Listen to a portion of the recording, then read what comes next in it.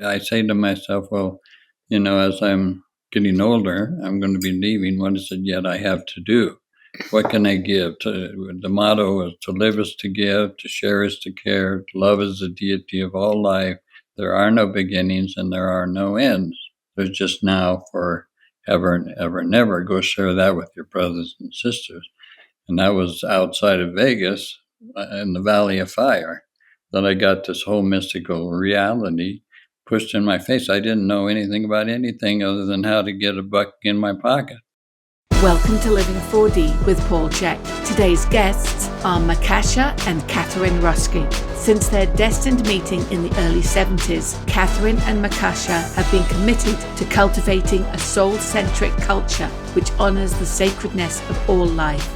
They have been instrumental in the founding of a number of progressive schools, facilitators of international youth leadership trainings, and co-creators of global link-ups for peace. Katharine and Makasha continue to be committed to intergenerational collaboration, where young people experience their deep-rooted connection with nature and are empowered to express their unique gifts in the cultivation of a sacred way of life. They are also the co-founders of Hummingbird Community in New Mexico and the youth organization Earth Guardians. A big thank you to our premier sponsors, Bioptimizers, Paleo Valley, and Organifi. Their support is essential in producing this podcast, and we hope you will show your support by visiting them online and trying all the amazing products that they produce. Please check the show notes for links and details. Makasha, Katharine, and Paul are talking about life, a spiritual journey, in this episode. Today, our topic is life as a spiritual journey with Makasha and Katharine Roske, two amazing people that I was introduced to by my friend Jonathan Goldman, the famous and amazing sound healer. If you haven't listened to my episode with Jonathan Goldman, please do. It'll blow your mind. I'm so excited to be able to share Katharine and Makasha with us today because they have a lot of life experience.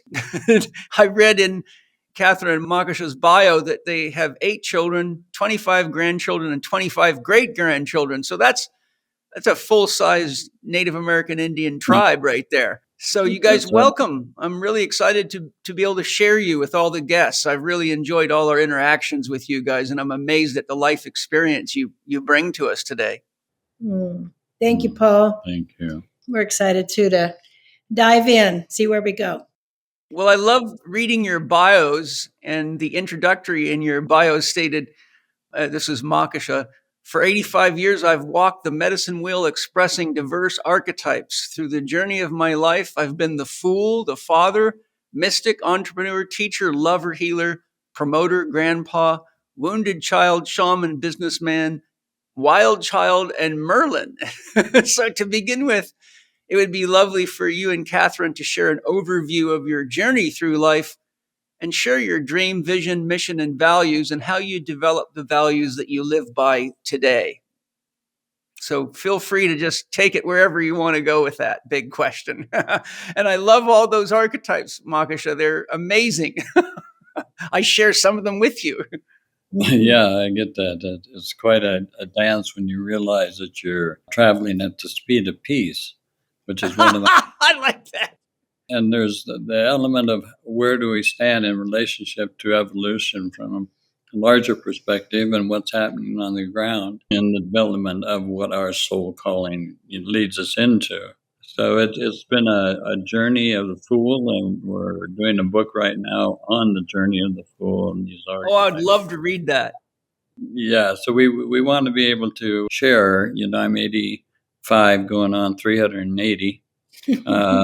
In the mystic realms of consciousness, we really love to be in the flow of conscious evolution. We've done a lot of work with Barbara Marx Hubbard and others since back in the 60s. 60s was where I had my time of breakthrough, where sex was free and I was a horny dude, Gotta love that. Well, I was born in the 60s. Maybe you're my secret father. I don't know. I fathered a lot of seed. I was born in 61. Makasha, I don't, tarot. I'm the fool in tarot. My based on my birth sign, I'm a 22, so I'm the emperor and the fool. So I know the fool archetype very, very well. Yeah, Yeah. we dove into it, didn't we?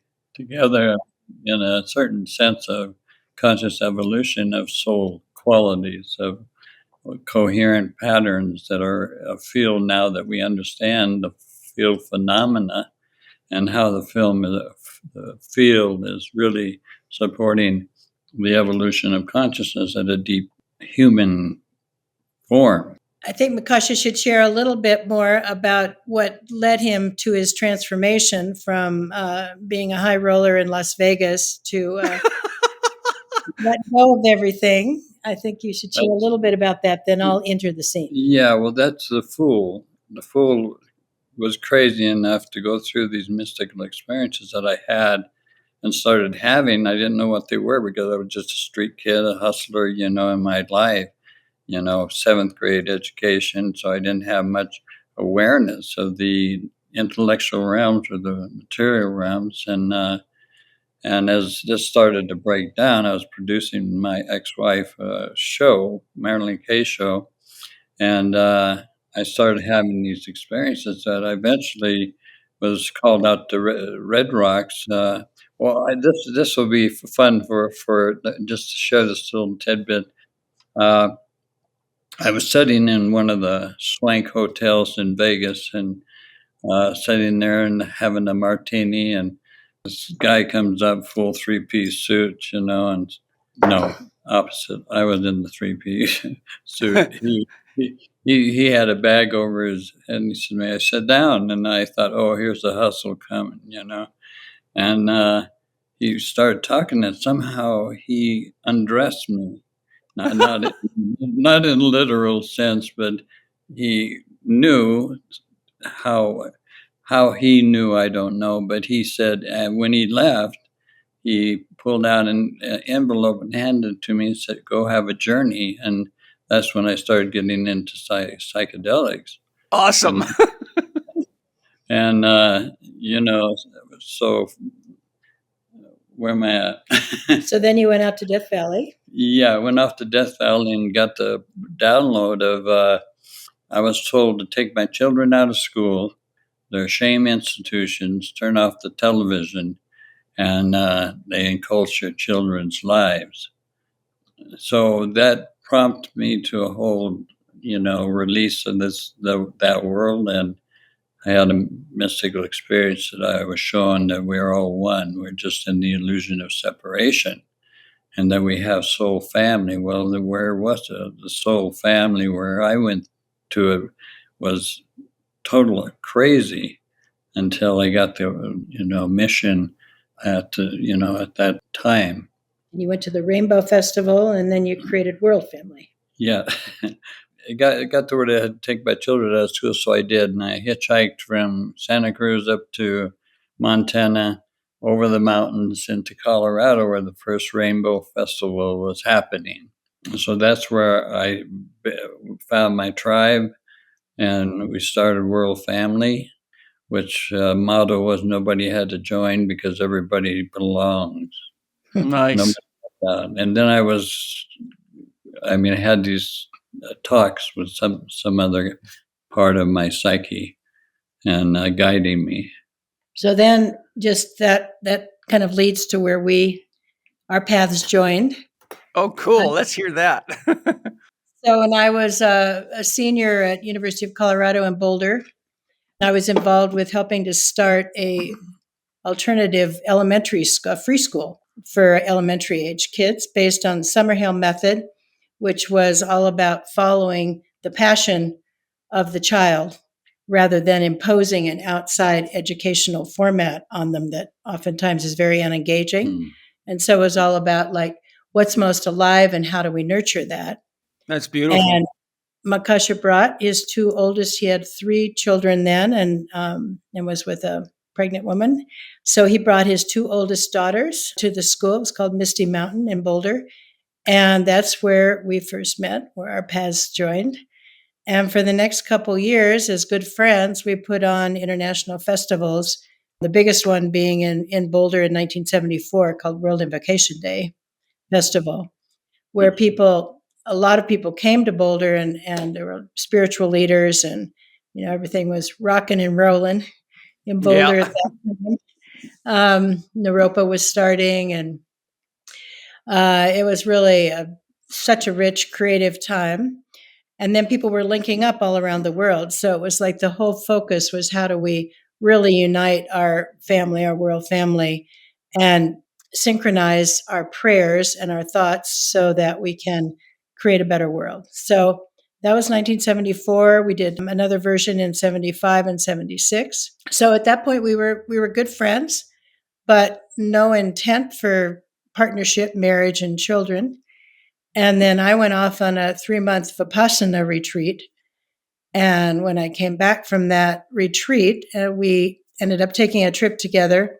During that time, it was revealed through just Spirit's guidance that we had a destiny together, that we were to bring in a family and be together. And that was 1975. So here we are. Yeah. Wow. Well, you definitely have been on a journey together and you did create a family together and a big one. Yeah. So it's been, and we oftentimes joke when you say we had a arranged marriage, that it was Divinely arranged. divinely arranged by a higher force. It had to be because I wasn't into any kind of. I'd already left the world, Yeah. And so during that particular era, it was like she got like a bullet or like a sign, Bolt of lightning. bolt of lightning that we were to get married, and I said I'm not interested. And yet at the same time, I found myself on my hands and knees asking her to marry me. So that started our journey, and our first child together was born in 1977, and we have 4 children that I've birthed, plus the 4 stepchildren. So yeah, that was the beginning of moving into conscious birthing and honoring all the rites of passage and threshold crossings that we go through life, from conscious birthing to wakeful dying. Now very much in the eldering exploration chapter. Yeah. Well, what an amazing journey you guys have had together. It's rare that people stay together that long anymore. Yeah. Yeah, it was really, we had to face the shadow of the diversity from a 7th grade dropout to who bought his high school diploma so he could get into a university. That was tripping through the waves of being embodied. We definitely worked through bringing the diversity of our backgrounds together. And I think some of the themes you asked about values and vision, and I think the following guidance and trusting what it is that we're inwardly being guided to and being willing to take the leaps into the unknown, and oftentimes in ways that were considered like, wow, that's pretty crazy. Yeah, but that takes what I call spiritual courage. And I think a lot of people today really haven't developed spiritual courage. They're so worried about doing what makes them feel safe, which is the territory of the ego, that they never really get still and listen to their soul guiding them, the inner self. Yeah, we really highlight that with like I do. I've stepped back from more of the world. I'm moving into my next cycle, which is moving into death and through the bardos into conscious dying. I think you're going to have a great time, though. I hope so. Yeah, I like exploring what does it mean actually to. I think at any stage of life, preparing for death is important. It is, yes. Yeah, we go to bed every night and we could easily die in our sleep and never know it happened. So we have a mini death every night. And I think people forget every day is like a new life, really. And we can wake up with the realization that we can live better and love better and be more creative. And I think we're getting practice every night for the ultimate transition. Yeah, well, with our children, we also were co-founders of the Waldorf School in Boulder, That's uh, amazing. and our kids went to school there, and we really got into Steiner and Steiner's methodologies of conscious evolution and more of the mystical side of things. So he became a strong teacher for us. Yeah, as you know, I've studied Steiner for probably, I don't know, close to 30 years now. I've got probably 185 or more books by Steiner himself or Steiner initiates. So I'm well steeped in Steiner's teachings, and I think they're extremely important, probably today more than ever because of what's going on in the world. I'll give you a chance too throughout the podcast to bring in Steiner concepts wherever it feels right for each of you. Makasha, you in your biography you speak of healing ancestral wounds, and when we look at the world today, it's quite evident that humanity has a bad habit of repeating the negative aspects of history, such as wars, religious follies, destruction of habitats, chasing after wealth through material possession and gain at the expense of human relationships, love, community, and care for our environment. How much of the repetition of traumatic ways of living do each of you feel results from generational trauma and programming that is as yet unhealed? And what suggestions would you have that we can all use regarding generational healing? In other words, what I'm saying is, it seems to me, having studied these things, that we just keep recapitulating the same habits over and over again, like a broken record. But Einstein was once asked, what do you think the Third World War will be fought with? And Einstein said, I don't know, but the Fourth World War will be fought with sticks and stones. So clearly he was saying that we can't have a third world war or we'll go back to the Stone Ages because it'll destroy everything. And here we are sitting right on the tipping edge of a potentially nuclear disaster. Again, bad habits. It's like we haven't learned the lessons of our ancestors, which is really what ancestral healing is all about. So I'm just curious how either of you feel about what the play of the history repeating itself is with regard to generational trauma and generational imprints. And do you feel there's things we can do to break that cycle before it's too late?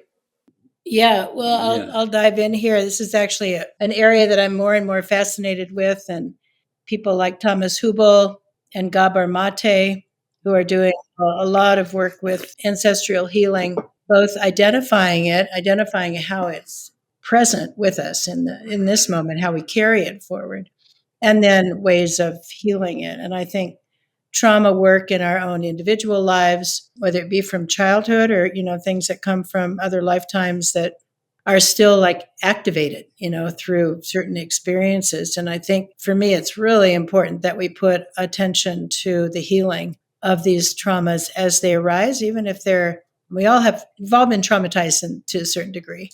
And as we carry that from prior generations, it's like seeing, so much of the polarization that's current in our reality. And gosh, what's happening in the Middle East being such an example of that, of just like such old division that has never been healed, and practices of forgiveness and really being willing to try to understand each other's positions and perspectives is so key.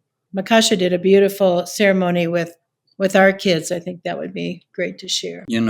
I think the healing of the ancestral runes are essential, But we were in Bali and we were at a temple and we were doing with some of our children, doing a ceremony there. And I got this whole pattern that came through because the field phenomena came in, and I was showing that I needed to do some ancestral healing. So, and I was guided. I went and got robes for my 8 children, Bali robes.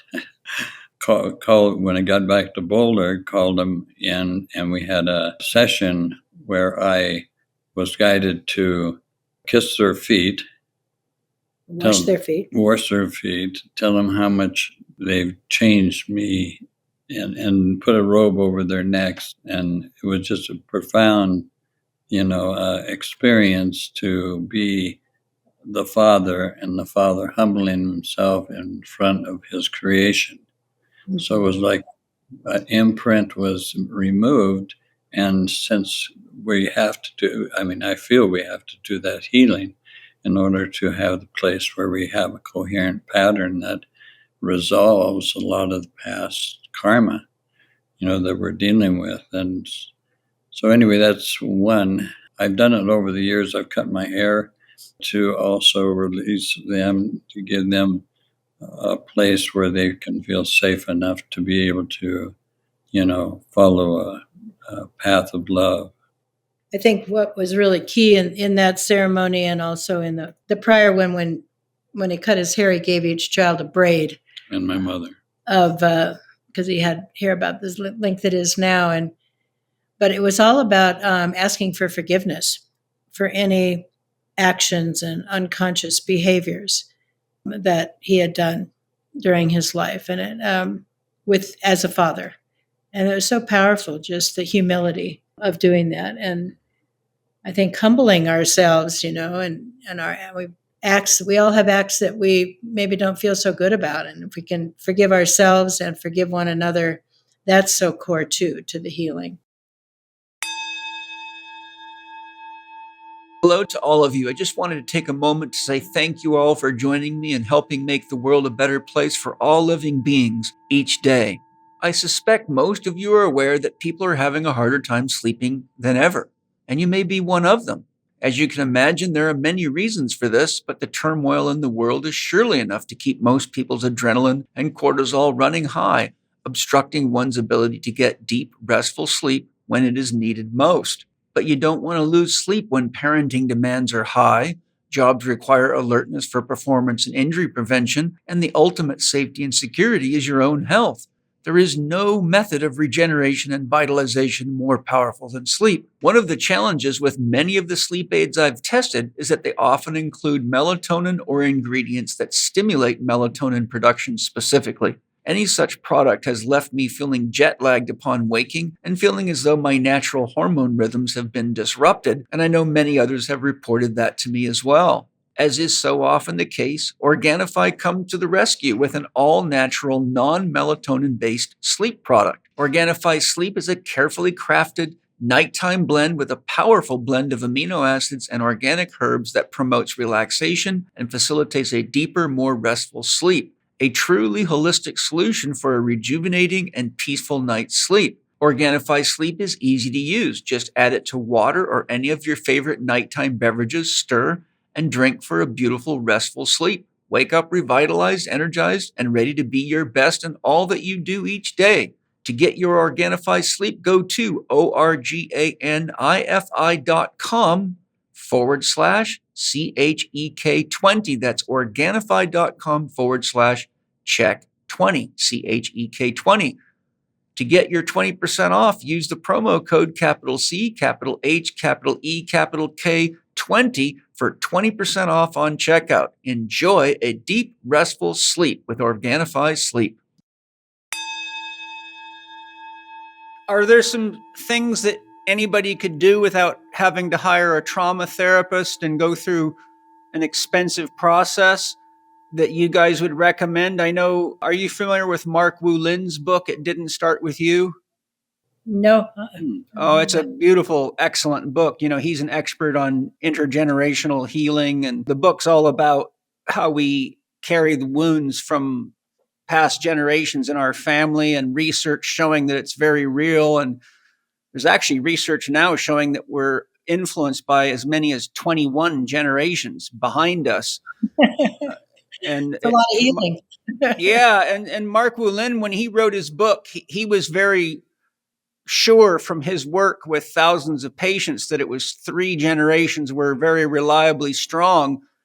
But then research came out showing 14 generations. And now I've seen research that's going and suggesting that we're actually influenced by up to 21 generations.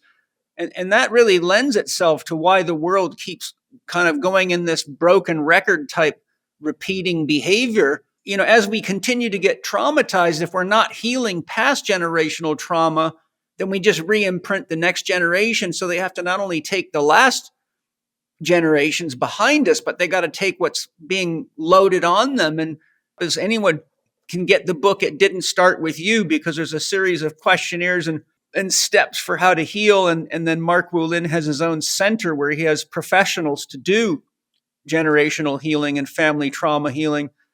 But based on your guys' experience and, being parents and grandparents and great grandparents and having done your own ceremonies, what are some things that might be practical that almost anybody could do to begin that healing process, just like you did, Makasha, on your own? I was just looking for the name of someone that I was recently referred to, also another good book, but I don't have it handy.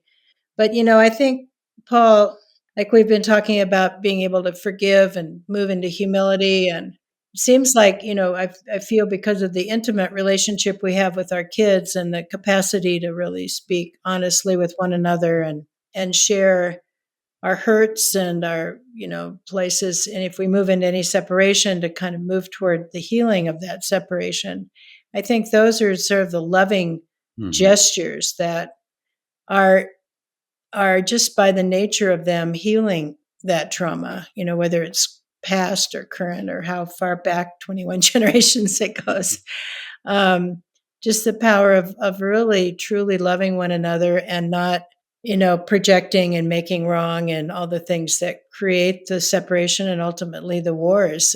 Some of the principles that we live by that have been core to our founding of our community here of Hummingbird and our work in the world has been things like taking self-responsibility and realizing that what arises for us in our lives when we find ourselves moving into reaction is usually just a hurt from the past. And, how do we love that part home? How do we bring it into wholeness in our hearts? And how do we show up for one another and have a willingness to clear when there's disagreement and hold a bigger space of possibility for healing? And from an evolutionary process, we're in a metamorphosis anyway. We're evolving to a higher mimetic pattern, which, brings us more deeply into the field, phenomena that allows for that emergence to be given and to be received, in a way that really supports the young ones. And they're now my teachers. I've had 2 alcoholics in the family that came out of my previous life. And so we've healed those wounds. I would just say in our larger family matrix, we've dealt with kind of all kinds of different aspects of the human condition and challenges. We're not exempt from any of them. And even though it's tough sometimes and tender and challenging, I think the more we can turn into it and be willing, like you spoke about courage, spiritual courage, I think that is to be able to turn into rather than away from, and, really be willing to deal with what it is that is in happening in our relationships. And as Paul, as a father, it's important for me to leave. I say to myself, well, as I'm getting older, I'm going to be leaving. What is it yet I have to do? What can I give? The motto is to live is to give, to share is to care, to love is the deity of all life. There are no beginnings and there are no ends. There's just now for ever and ever and ever. Go share that with your brothers and sisters. And that was outside of Vegas in the Valley of Fire that I got this whole mystical reality pushed in my face. I didn't know anything about anything other than how to get a buck in my pocket. So I'm playing out that archetype of Trump. Say, for example, we could say that. Yeah. We can do some ancestral healing there. Yeah. And then to have compassion for that. So you're not polarizing and reinforcing the illusion from separation. So there's a self-responsibility, because the tendency is to look outside rather than inside.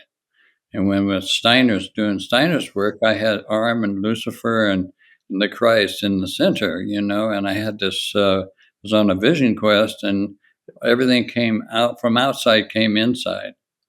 I was the murderer. I was the one being murdered. I was, I was the saint and the sinner, all all that, and so the work wasn't out here. It was in here. So I was showing that the work is internal. When that changes, it changes the frequency in the matrix. Mm-hmm. But you have to be aware of what it is you're doing, because there's karma involved in the associations that we won't take money into our community if there's not a resonant field of trust, and because the karma, money's tricky. So so to be able to witness, I call it the loss and gain frequency. Whenever you come together, there's a relationship that is loss and gain. If you go there, conscious. You have to be a spiritual warrior to get out of it. You have to work your butt off to redeem that in a way that you're not making people wrong, but you're opening the heart of a field that is loving, and that takes deep humility, especially to cry in front of your children, or that I wish I could have done it differently, but I didn't, and the guilt that comes in that I've experienced through that. If I had been more wiser, my older children, the two that are recovering alcoholics now, but it's a journey of love. That's why the fool is. So people say, "How'd you do that?" That's like going to the precipice and jumping off of it and saying, "I don't know," and see what opens in the field. And so we've done that. We have not been out teaching. We teach around the world, but it's more in co-creation. It's more in a spiritual format of love and compassion and goodness for our brothers and sisters that are hurting so bad. And how do we see that collective in the collective psyche? And how do we deal with that is through love, through compassion, for all of our brothers and sisters that are suffering. Mm-hmm. Yeah, I think too, having studied Marshall Rosenberg's work and been through, because my mother is trained as a nonviolent communication instructor, and so is her husband. And I think one of the key things Marshall Rosenberg always encourages us to do is give ourselves empathy and compassion first, because we do have this pain. And I think it's scary to do your own healing because you have to enter into your own pain. So a lot of people avoid that. And I think that's where, if you give yourself empathy and compassion, that you can hold yourself through the process. So you know that you're not doing it out of weakness, or, the ego says, well, if you do that, you're admitting that you did that. And then you're the bad guy. And, it wants to pawn it off. It's my mommy's fault, my daddy's fault. Someone else made me do it. So I think if we take some time as needed, be it each day or before a ceremony or before going into our own personal trauma, and just hugging ourselves and saying, look, you've done the best you could.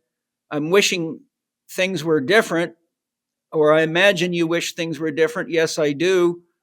But you're going to make it through this. You've made it through a lot so far. And it's, at least, you can come out the other side of your healing, because that's the direction of intention, which when you're traumatizing or being traumatized, you don't know if you can come through it. So the point being is, if we keep reminding ourselves we can come through the other side of our healing, because the intention is to be on the other side, just like doing a fire walk. As long as you keep your intention on being on the other side, you won't get burnt.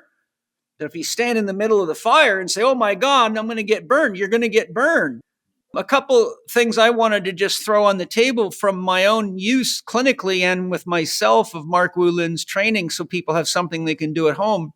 One of the things he suggests that people do in families is do an investigation of the family history of things like crime in the family, theft, things like theft, manipulation, stealing money or resources from other people, criminal activities, whether it be murder, rape, whatever. Look at which traumas happen in the family, look at what diseases exist in the family, and sort of map it all out. And then for each individual to look and say, well, I have this tendency to shoplift. And now I can see grandma had that tendency to shoplift. She was arrested for shoplifting. And I may be actually living that whole storyline out for grandma. And great grandpa, he beat the hell out of my dad all the time. And then my dad beat the hell out of us. And now I got kids and I beat the hell out of them.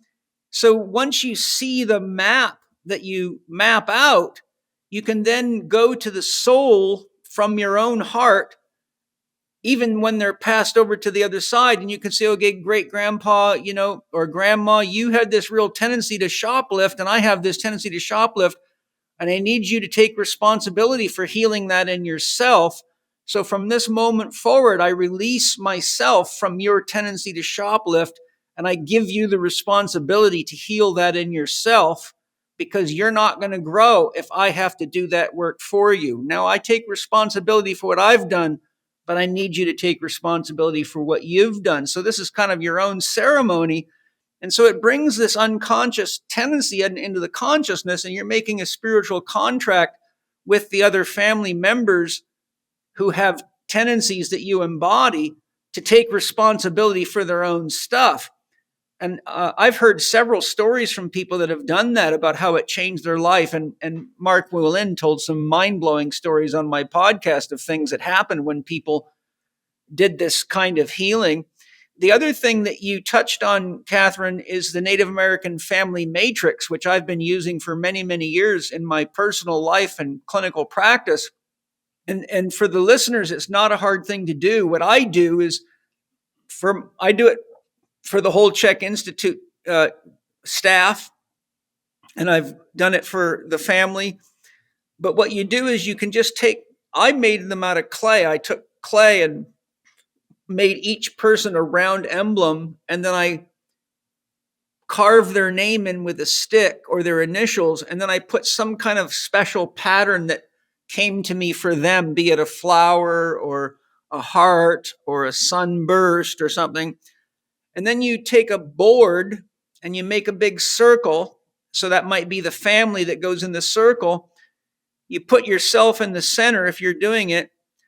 And then you start from the closest family member to you, which would be mom, because you came out of her womb. And you just empty yourself and move mom's symbol on the matrix until you feel centered and calm inside.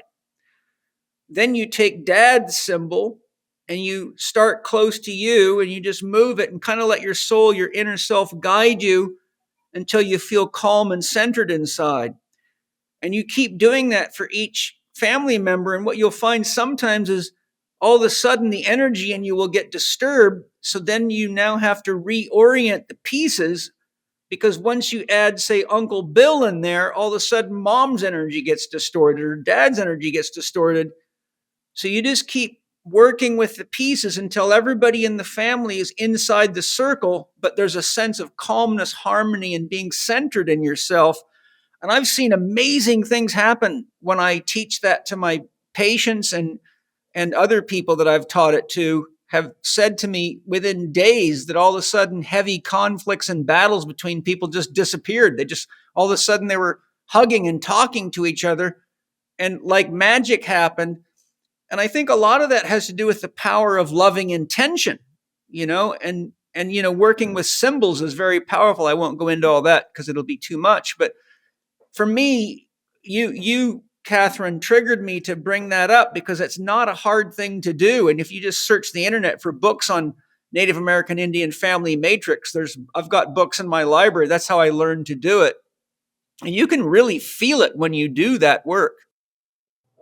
I think what I hear you addressing, and these are beautiful examples of different systems and family constellation work, and there's lots of different approaches to working. And I think from a just what it acknowledges for me is energetically how much we can do within ourselves or with the support of loving family or friends to move energy with those that have already passed over on the other side of the veil. We can work with them energetically and in the forgiveness, and like you were speaking, to help let go of the dysfunctional patterns that don't serve us. That we can work with people that we're in current feelings of conflict with, on a just working with them on a soul level, and either forgiving them or going more deeply into like really feeling and understanding their perspective and their come from, what Their wounds. their wounds. And so I think, just acknowledge, I mean, these various systems usually take some level of support with someone that is familiar with them and can help guide you through. And as you spoke, it's like it oftentimes can bring up a lot of, activate the trauma or activate the emotions pretty strongly. So the book that I co-authored, The Co-Creator's Handbook, is an experiential guide with lots of practices in it that also point to how do we, in a resonant group of 7, 8, 9 people, to work together with various practices to help heal some of these energies, whether it would be in relationship to current conflict or old ancestral wounds. And so I feel like it's so important we recognize the need for community, for each other to work together, and then also acknowledge what we can do on our own through our own inner work, as Makasha was speaking to, how much energy we can move and how important that is as we take self-responsibility. Yeah, and it's essential for community to have those we have guidelines and that we can send to you in terms of values and the behavior patterns and Co-creator agreements. co-creator agreements. I'd love that if you guys could share that with me. I'm very interested. I'd like to do some of this work that you're talking about with my own family, just because I think it's healing and it's important, and it's great for the kids to learn how to be in a healthy family. Yeah, Absolutely. and we see the difference, between us and our children. From those that had deeper wounds coming through my lifestyle and my relationships back in the 60s, leading to a breakthrough, which I didn't know, but the mystic field, I was guided. There was like a voice that penetrated, not like a voice, but a voice that guided me. What do I do? And I was sitting at a swimming pool, outdoor pool outside of Vegas. And I was wondering, what am I going to do with these experiences that I'm having? And I'd go lay in the desert waiting for somebody to come pick me up and take me out of the madness. And I went and I sat down by this pool, and I looked out, and all of a sudden a veil dropped, and I saw disconnection of the energy field. I didn't know anything about energy field. I didn't find out till later. But the energy field, and then I got up, got a ball, went out in the pool, and got the kids and adults playing with the ball. Because I was looking for what to do, and the message came through, you're to gather the family home. That's internal family or it's a larger pattern. Working for that, and but that was one of the dictates that's brought me to Colorado, and then co-founding. Yeah, the story. Where was I going with that now? Well, just about bringing the family home together, and I think one a of the larger family, and also gathering of the family, like our kids, that are now taking the shield because they have the values. The whole difference is just mind blowing, having it in the family matrix with with so many diverse groups, ethnic. We got Azteca, we got African American. Anyway, what I would like to pick up on what Makasha is saying, when we look backwards as far as the ancestral wounds, and then when we also recognize our children and grandchildren and what's being passed forward, that actually has more of a healthy foundation. Several of our kids who have children a little bit later in life, watching the ways that they're raising their kids is just it's so inspiring, and I'm learning all the time from them as they understand a whole nother level of parenting than we had. So watching the evolutionary journey going forward, as you were saying, to have your kids understand how to create functional family dynamics, and it's a very rewarding for us to see how our kids are parenting, and then how it circles back around to teaching us like better ways of just being in the world. So I love the full circle of it. Yeah. These concepts we're talking about really lead into my next question and dialogue point for you guys, because really what we're talking about is fracturing and splintering of a family, but then pulling it back together as a coherent whole. So the question is, the increased use of the internet and social media, as well as the massive boom in the gaming industry, has led to a paradox. We can communicate with each other almost instantly from almost anywhere in the world today, but we are the most isolated, alone, and divided people we've ever been, with great social and psychological consequences. As experts in the creation of community and the importance of community, what positive steps toward creating healing relationships with ourselves, family, friends, and other social relationships can you suggest to counterbalance this fracturing through the use of advanced technology, which is really as dangerous as it is helpful? Yeah, absolutely.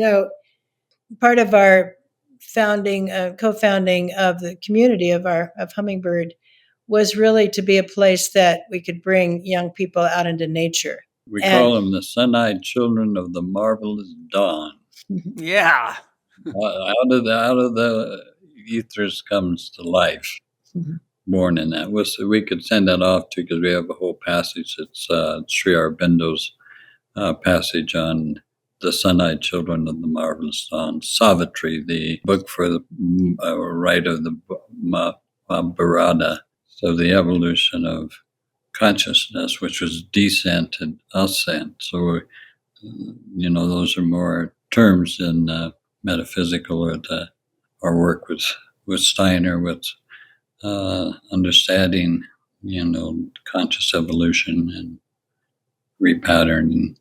But I think the critical need for young people to reconnect with nature, or to connect with nature. Very much so. We've had lots of programs for youth empowerment here at Hummingbird through the years, and just watching what happens with the nervous system as they get off their devices, and just engage in and do vision quests and do a lot of different forms of nature-based activity. We co-founded with our daughter Tamra our youth organization of Earth Guardians back when we lived in Hawaii together back in the early 90s. And that was really also to empower the young people to be both spokespeople and to express their creativity, and to, like, our kids were writing rap songs and dancing and speaking at all these engagements when they were like teenagers and younger. One of our grandchildren, Chutesca, when he was 6 years old, he did his first public speaking in Boulder. And he told parents, he said, "You've got to get your kids." So this was about 15 years ago. He said, "You've got to get your kids off their devices and get them out into nature, develop their love for the mother, for the earth." And so to me, that's such a core counter to what it is that you're describing with, as kids get lost with the social media and gaming and all that. Yeah, and I just wanted to also mention we founded the Earth Guardians, and we had this event that we were taking documents to the United Nations. It was a group of young people that had come together, and this torch of hope that we had with this journey that we would cross all the states to the United Nations to honor, all life. And our kids were all part of that. And we were on the road for about 4 months. and went to Mexico on the same thing. Well, what was powerful about that, and that I spoke a little bit about already, is just that when they were empowered and their voices were heard and they felt like they made a difference, it made such a huge impact on their lives that they've carried forward. And there's been kind of generations of Earth Guardians over the last 25 years that our Tamara has really stewarded. And I think, again, it's just like, how do we really raise the voices of the kids up where they are feeling active participants in the creation of their future? That's also so key. And then we had one of our grandsons speak at the United Nations. He's very well known all over the world. The one that Mama was talking about in relationship to. The one who at 6 years old told parents to take their kids off their devices. No, That's a good idea. He's an influence, but that was from the values. The values are key, to be able to have the values that we agree upon rather than, fight over the agreement field, and there's another way of looking at also conflict in couples, they blame and shame. And when you go blame and shame, you lose the energetic field of love. You're pointing out rather than taking responsibility. The only way you can recreate it is by taking responsibility, as you know. And you can transform into within transforms. If there's humility in the field, then you can, garner the relationship. Yeah. Heal the separation. Heal the illusion of separation, because it's definitely an illusion. That's why we're so sick.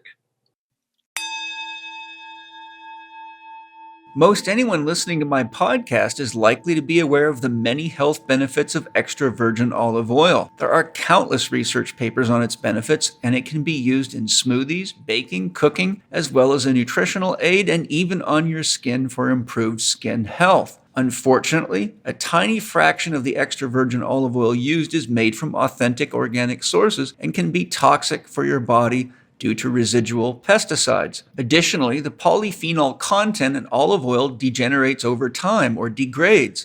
Sadly, most store-bought olive oils can be years old by the time they make it to the store shelf, meaning that there are not many polyphenols or life-giving nutrients left in the product. But Paleo Valley comes to the rescue again. Paleo Valley's new extra virgin olive oil comes from a certified organic valley in rural Greece, where the olives are grown using sustainable farming practices. No pesticides or chemicals are used during the cultivation process. This dedication to organic farming not only preserves the natural integrity of the olives, but also ensures that the final product is free from harmful residues. Discover Paleo Valley's extra virgin olive oil, a powerhouse of health benefits. Pressed just after harvest, it retains the health support of polyphenols at their peak. This ensures you get the full health advantages only fresh, cold-pressed olive oil can offer. This high-potency olive oil is fresh, pure, and loaded with beneficial nutrients. Packed with antioxidants and polyphenols, Paleo Valley's extra virgin olive oil naturally contains polyunsaturated fats, which contribute to healthy brain and heart function and support the body's natural response to inflammation. Not only is Paleo Valley's extra virgin olive oil a powerful superfood to add to your daily diet, it is packaged in dark glass bottles to maximize freshness and minimize nutrient loss. The dark glass provides protection against the deteriorating effects of light. If you want to support your whole body, including your brain, heart, and skin, and make the best tasting, highly nutritious foods for you and your family, there's no better place to go for super clean, nutrient-rich extra virgin olive oil than Paleo Valley. To get your organic extra virgin olive oil now, go to paleovalley.com/CHEK15. That's PALEO valley.com/CHEK15. No promo code is required. Just use the URL to get 15% off your order. My family and I love Paleo Valley's excellent products and use them every day, and I'm more than confident that you will love them too. An interesting issue is I have worked with a lot of people that have had eating disorders, anorexia, bulimia, vegetarianism for the wrong reasons, veganism for the wrong reasons, which leads to a health crisis, in many cases, cancer. And I did a lot of research to see what is the research showing as what is causing these types of pathologies in people, eating disorders. And I found a meta study that looked at a large number of studies on eating disorders. And they found something quite shocking, and it's imprinted itself in my mind. They found that the number one most common denominator in families with eating disorders was parents that had no sense of direction in their life. So why I think this is important is because I think it's very important for parents to really get clear on what their dream is as an individual and what their dream is as a couple and what their dream is as a family. In other words, what's my dream? What am I creating out of myself? What am I metamorphosing? What's my butterfly look like that I'm building every day? What does my butterfly look like that I'm half of with my spouse? And then what is it that the butterfly of the family is transforming into, so that everybody has a sense of what we're creating together, so that the compass has a North Star on it. Because when mom and dad don't know where they're going, the kids feel insecure. It's kind of like if you're a child in the back seat of a car and mom and dad start fighting and no one's paying attention to the traffic. The child is scared to death because it senses that there may be a crash any second. And of course, they're correct. And so when you see that something is as simple but profound as mom and dad not having a sense of direction in life has such a traumatic impact on the children, it leads to often severe eating disorders, then I think parents can really realize how important it is for them to get clear within themselves, because you're 50% of a spousal relationship. So you can't expect to be clear in your spousal relationship if you're clouded in yourself. And then bring the family into the fold. So we each take responsibility for our individual dream, but we look at how those harmonize together so we can create something together. And I think that's something that's terribly missing in the world today. Mm. Yeah. Yeah. Absolutely. Well, that's powerful what the study showed. In relationship to that, it reminds me of something I heard when our kids were young and at Waldorf school, and there was a Waldorf teacher speaking about what factors they'd found were making that had kids that were really achieving and happy and sort of more well-rounded and solid in life. What did they have in common? And it was that they sat down at dinner with their families every night, which is part of that whole kind of idea that there is a sense of family and groundedness and connectedness and moving in a direction together and having a really rich point of connectivity. And I feel so grateful that we've been both guided by vision, living this feeling of a destiny together. Soul-centered life. Yeah, soul-centered life. We've often speak about being encoded with the new world that wants to emerge, and so our kids have all been infused with that and doing their own version of that, their own expression of that. Yeah, that's fantastic. And one of the things that we've made a policy in our house with the kids is that nobody's allowed to be using phones or tablets or computers at meals, so breakfast, lunch, or dinner, whenever we're together, because, kids get excited about games and it's easy for us to think we have to check text messages or somebody's trying to reach me. And you get sort of habituated into this instantaneous reaction. And it's like the phone just takes you over, the computer, the game, the kids, they get so enthralled, they don't want to put it down. And so we've had, many situations, even, we only let the kids have media on the weekend after their Waldorf school week is over. It's kind of a tough call for me because I don't want them to be so inept with technology that they don't fit in, because I've seen what that leads to is whenever they go with their friends, they get addicted to it and they can't let go of it because it's something that the other kids have that they don't have. So it becomes even more interesting. Sort of a similar philosophy is if if you tell your kids, no, you can never touch alcohol, then they're just curious as hell and they can't wait to try it, and then they overdo it. So what we do with our kids, if we're drinking some wine at dinner and they want some, we give them a little bit so it takes the edge off it. It's not such such a taboo. The thing I think the thing that I was making important was not being on devices during meals. Yeah, but that dance between the two,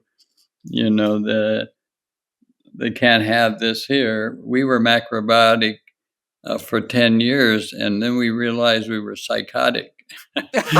Yeah. I call it, we were vegetarian for 10 years. We were, macrobiotic psychotics. We brought Evelyn and Makuji, to Boulder and, with John Denver and all that era. But it's just that consciousness, of awareness that you can get stuck, in thinking you're right, and then you got to prove it. So you got to have another polarity, to work through if you want a connection. Yeah. I think we both totally relate to what you just shared. When our kids were growing up, we didn't have the devices. We didn't have to deal with what you're having to deal with now as a parent, which, we see our own kids, how they're working that with their little ones. But we didn't have television for like 30 years. And so basically our kids pretty much grew up without a television in the house. And then when they went over to their friend's house, they were just glued to it, similar kind of thing. Or when we'd go to potlucks, they'd be like running for the sugar and the cheese, or whatever it was that they have at home. And so learning it, like you say, how do you find that sweet spot of moderation so you're not creating that like such a strong yearning for it is such an important quality, but also setting the tone. Like, we still, as we gather as family, have candles and say grace and every night for dinner. And that's what we did during the whole time the kids growing up, everybody sharing their gratitude for the day or giving thanks in some way. And I think setting those beautiful, simple rituals in place. Yes, and I want to talk to you about that later on. I have a question about exactly that. But we do the same thing. We start all our meals with prayers of thank you, and thank you, Great Spirit. Thank you, Mother Earth. Thank you for the spirits of the food. And, it's very important because the kids, their tendency is just to jump in unconsciously and start eating. But I want them to learn that, this life gave its life for you. You're bringing a life into you. So we need to be conscious that our life is given to us by other life. And if you think this stuff just magically appears, you're forgetting that that's not how it works. You have to nurture life. That's, and the kids are always working in the garden and they love gardening. They're totally into gardening and they love eating fresh berries and fruits off the trees. And they're like little, Adams and Eves out there wandering around in the garden, just digging it, So, but at the same time, I think it's important for kids to learn about the cycle of life and to have reverence, but they won't do that if the parents don't do that. I think that's the key thing, and I think that's a real big issue today is kids think that, money just jumps out of a hole in the wall because you got a credit card. They don't know how much work it takes to generate income. And they think food is just something that shows up in the store magically. And this is a much more of a problem for kids in the city than it is kids in the country like we are, which is why I don't want my kids in the city. And of course, we have them in a Waldorf school, so they get steeped in Steiner's teachings and the structure and learning myths and art and acting and not getting too involved in mathematical, logical processes and reading too much for their brain development. It's just sad because there's so much great information available that people just haven't got a clue about because they're so distracted by all the garbage on television and social media. And the problem is this stuff is engineered to trigger dopamine release and make you addicted. And so they're also embedding information fields to get people to buy and to trigger emotions. I mean, people have no idea that the technology that they're using and they think they're just playing a video game, but they don't realize their whole mind is being taken over by this stuff. And it's extremely dangerous. We're dealing with a weapon, really. Really, yeah, absolutely. I'd like to share a brief story about that in that regard. We did several with the Pachamama Alliance, several programs for young people, like 18 to 25 or so, to create a training that they then were taking the Awakening the Dreamer program of the Pachamama Alliance into high schools and colleges. And we had a training here, and one of the trainers had relatives in Iraq. And this was 10 years ago or so. Anyway, it was one of the young people that was here, 19 years old, was very immersed in video games, and particularly war games, where those particular war games were like killing of Iraqians, and the way that they would like celebrate. They were, just really sick the way that it's structured, but beautiful young man, but gotten pulled into that particular field. And as the facilitator, our friend was sharing about his relatives in Iraq. The young man realized all of a sudden it became like a real person rather than just a figure in the video game. And he had a deep sobbing and asking for forgiveness, and just realized how he had been entrapped into this whole psychology of the video game that wasn't at all, what he had intended, but he'd just gotten completely sucked in. And then when he was confronted in the presence of, wow, this is like a real person, and these are like relatives of this person who I have a lot of respect for, it was quite a breakthrough moment for him. But I think it's such a threat to the well-being of our young people. Yes, it is. It's very scary. It's something that parents need a lot more awareness of. And I'll bring that up in another context a little bit later in the interview, because I've done some research into this, and some of the research is pretty shocking, I must say. My next question is, my grandmother and grandfather were school teachers.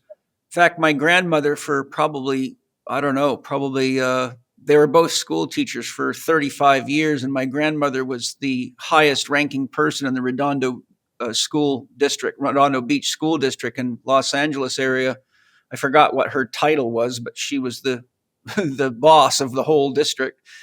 Both spoke with sadness that the standards for graduating from high school had progressively lowered in the time that they were in the Los Angeles School District to prevent overcrowding. My grandfather said that when he retired, high school graduates were getting an 8th grade education compared to the same education that they were graduating with at 12th grade when he began. So when kids were leaving school with a 12th grade education, it was actually an 8th grade education that the kids were getting when he started school. So essentially they lost 4 years of curriculum because of all the problems with overcrowding and various other things. And they'd had to bring in a police force because of all the gunfighting and knives and gangs. And they had problems with kids failing, mostly young men failing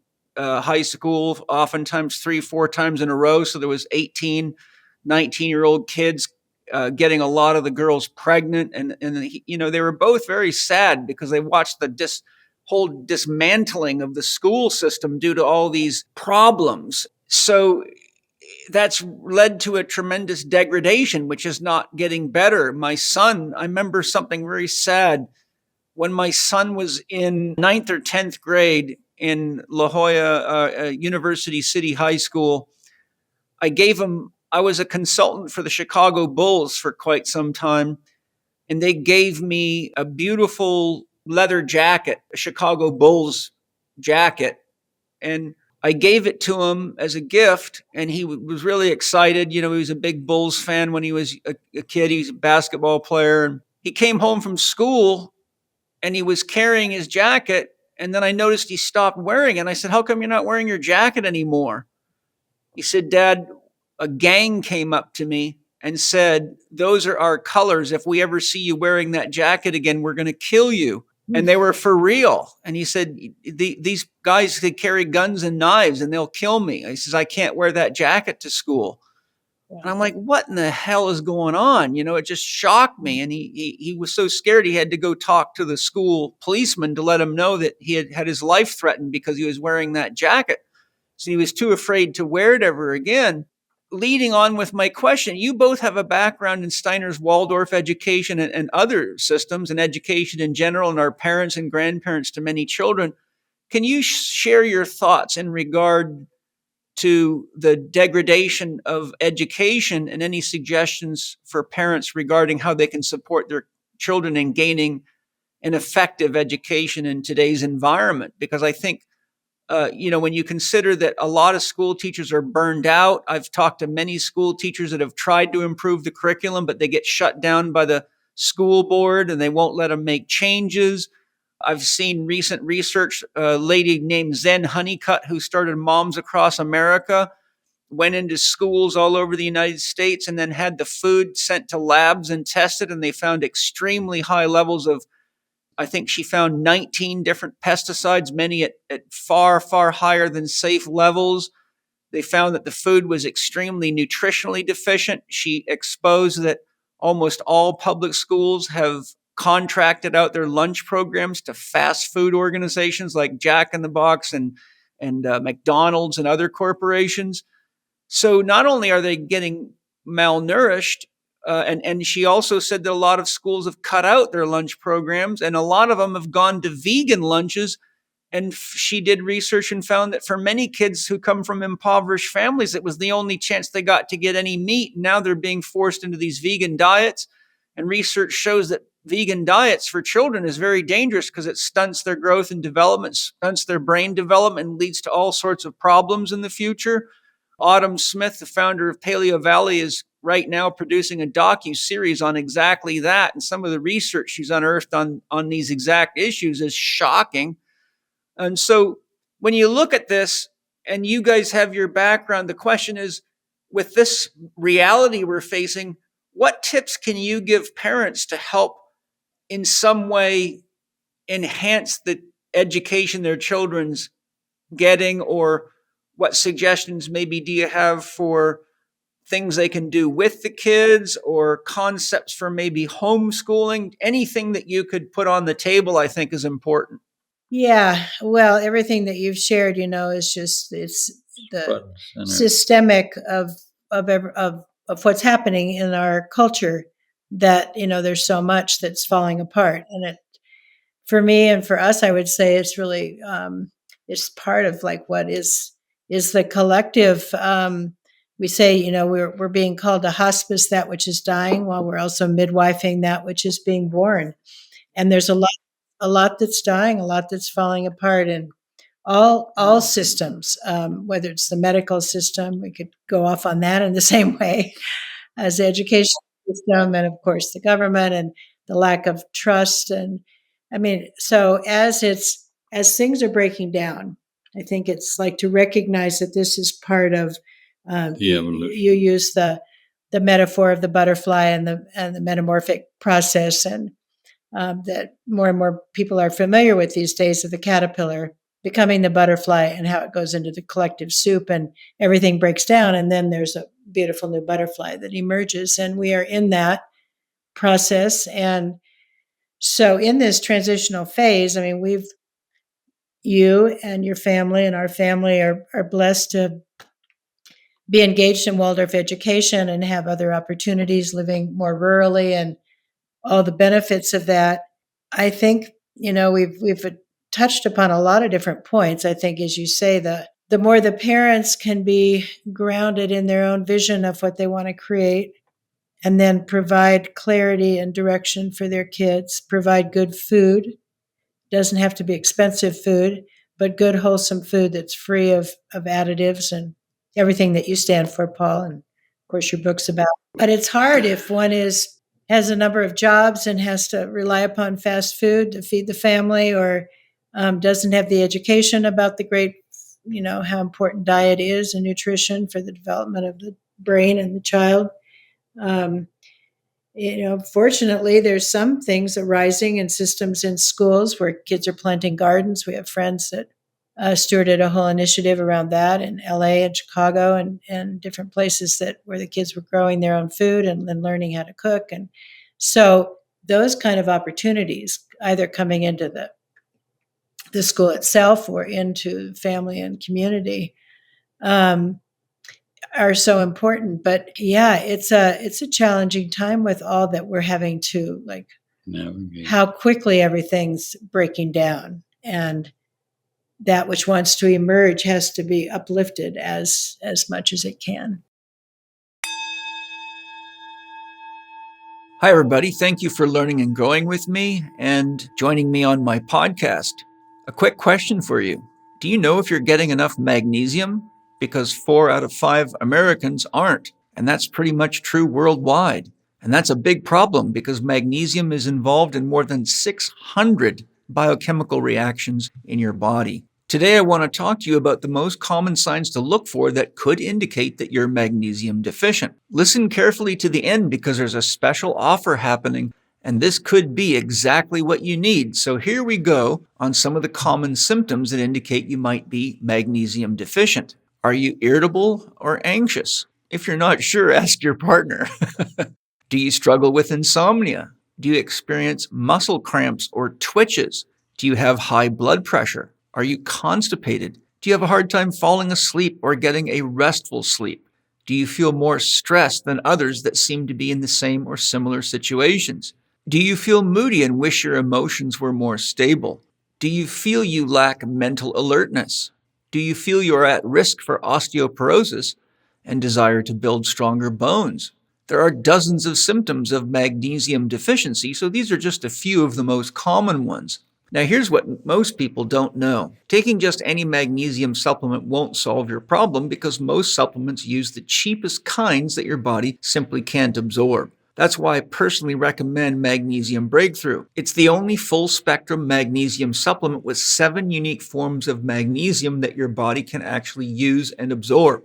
All Bioptimizer supplements are the best of the options available, or I wouldn't be offering them to you. I don't offer anything on my podcast that my family and I don't use ourselves. Bioptimizers is so committed to offering you the best quality products that really work that if you are not satisfied, you can get a full refund, no questions asked. In fact, they are so confident they offer a 365-day money-back guarantee. To get your Magnesium Breakthrough and your 10% Living 4D discount, go to bioptimizers.com/living4D. That's bioptimizers.com/living4D. Use the promo code PAUL10 to get your discount. And by the way, in addition to the discount you get by using the promo code PAUL10, you can get gifts with your purchase, up to 2 travel-sized bottles of Magnesium Breakthrough. Act fast. This is a limited time offer, so go to bioptimizers.com/living4D and use the promo code PAUL10 for your 10% discount. Enjoy. So, Katharine and Makasha, is there anything that you want to add to complete our previous question? I have a few thoughts, but I'd like to hear yours just to sort of round that out and bring it to closure. What I would add, and we've touched upon a lot of these points already, is just that we're in a time of such tremendous breakdown. I think we have to hold the context that it's also a lot of breakthroughs and the emergence of new possibilities, and those that are inspired, and that's their creative calling to bring forth these options, just to be courageously stepping forward and manifesting, whether it's bringing a good lunch program into the schools, or gardens in schools, or creating programs where kids get out into nature, or parents becoming more solid in what they can offer to create the rituals that will help the kids feel more of a sense of safety and groundedness. So, I mean, there's so much that can be done, but it's going to take individuals that are inspired and then follow through with those inspirations. And I think also, Paul, is that community is essential during these times. And to be able to find your right relation with each other is key. And there's so much good news happening. It's like what you're doing here, what we've been doing. And I look at it and say that, well, yeah, there's the breakdown, and I understand it from a memoric process we have to break down to repattern ourselves in relationship to how evolution is going. And so I think that's coming out. More people are more aware, and of course that's will create new ways of educating and taking, like we did, step out of the dominant culture, and go create a new world, and what happens? You can't go back. I tell them, you can't go back. We are full on in it, and we're not waiting for it. We're preparing. We're doing what we can do, and finding coherence where we don't get into fight and flight, and share. Like the message I was given is to share is to care, to live is to give, and to be able to be nice. And Dalai Lama says, my religion is to be kind. So this is a time to really be kind to yourself, to each other, and love each other. Build community, build heart-centered relationships that really uplift and inspire and quicken the psychic field for more love to permeate each other. Find community. That's I just suggest everybody that can do that and have the opportunity to do that. Any way we can be of service, and because it's all one thing. We're not divided. We're a whole cosmology in itself. Yes. A couple things that come to my mind that I think are important to share. One, I have a podcast with a very amazing young man named Nate Ortiz, who's one of my students, and he tells the story of his life living in New York. His father was a drug dealer. His mother was strung out on drugs, and he was lucky if he ever got a chance to eat. He had to really barely survive for food. And he talks about his whole journey and how he transformed and became a Chek professional. And now he's writing an amazing book to help others as well. So it's a great story of possibility. And then, having studied a lot of Jean Houston's work, she talks about the stages of the larva becoming the caterpillar, then the pupa becoming the butterfly. And she talks about how in the pupa, how the caterpillar breaks down and it turns literally into mush, like there's just not even a structure in there. But she says there's imaginal cells that come out of that process. And I think we're in that stage right now where the caterpillar is dissolving in its transition to becoming the butterfly. But we also have to see this as an opportunity to reach inside of ourselves and know that we all have imaginal cells within us. And if we can dream up a more ideal world and just start with small things. For example, if the house is a mess, clean it up, because your external environment is part of your soul. So if the first step you can make is to clean your house and get the energy to flow in your house, it'll help organize you on the inside. And then for parents, like I've worked with thousands of patients, as you can imagine, and I've even had professional athletes making $1 million a year tell me they can't afford organic food when I tell them they need to switch to organic food. And I say to them, what do you mean? How can you not afford organic food? You just drove in my driveway in a $250,000 twin turbocharged Porsche Carrera. And then they explained to me, well, to be honest with you, I've got 4 houses. I've got, this sports car. That's so I'm maxed out. I don't have any more money to spend. And so I sell, look, you can't eat that sports car, so sell it and start eating real food. So people actually kind of spend themselves into a corner. And what I would like to say to those listening in this regard is like, I have worked with countless patients that tell me that they can't afford organic food, or they can't afford some of these basic things. So what I do is I say, I want you to start writing down everything you're spending your money on and bring it to me, and I'm going to look and see what we can do.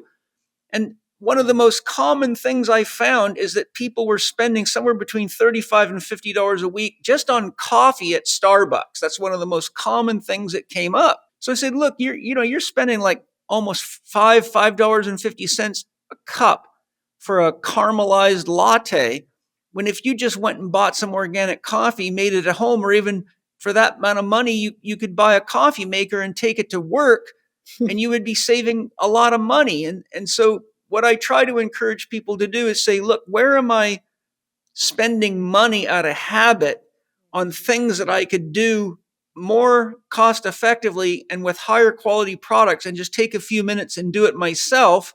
And then instead of buying packaged candy and, the amazing stuff that people eat blows my mind. And I say, look, that 2-3 bars of Snickers you just ate could have bought you 5 or 6 organic oranges for the same price, or peaches, or, so just look at where you can find sweet stuff that's natural, get higher quality products that are natural, and make your own coffee.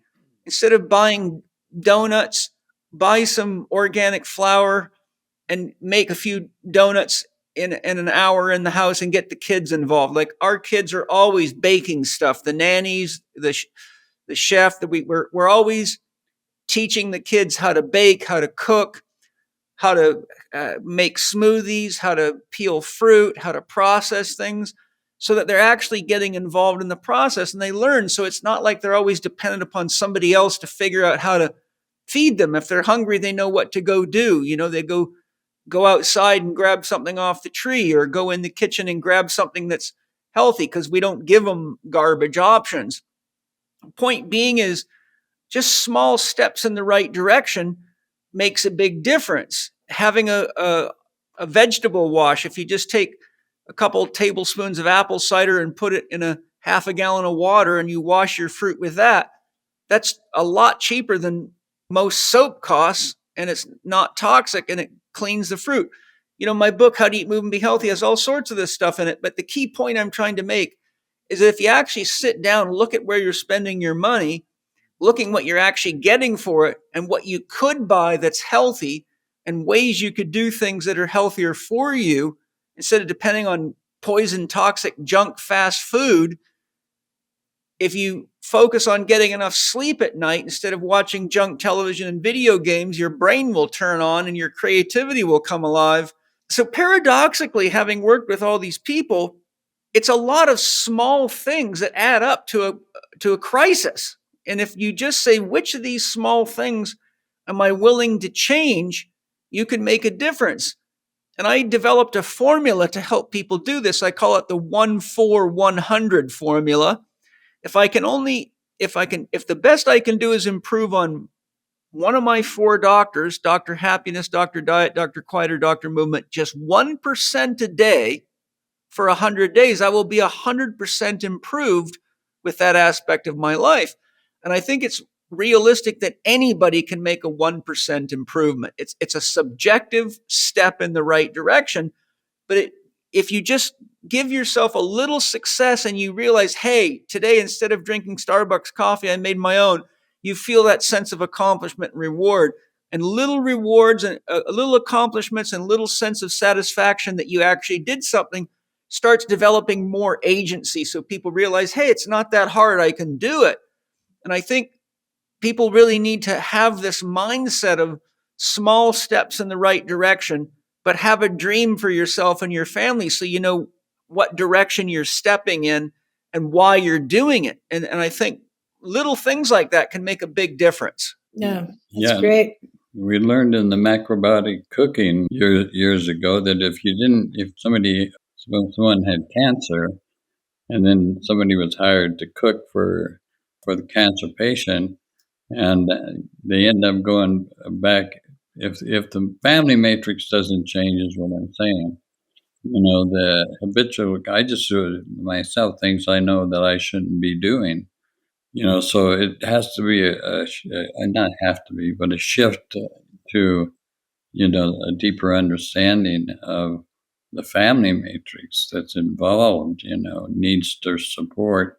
And how do you do that? Because you're changing eating patterns, it's so difficult, but I mean, that's what we found. I think just to add on that is that I really love what you're saying about like the simple steps and just seeing how you can just make those small changes in different areas. But it takes that both the intentionality that you want to make the good shift.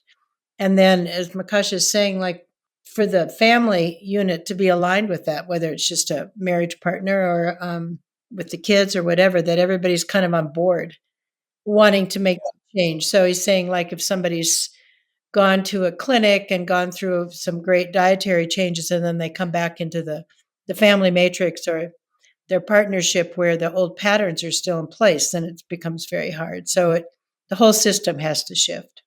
Yes, exactly. We've talked a fair bit now about the real challenges in the world. I think most anyone listening to that is very hip to all this.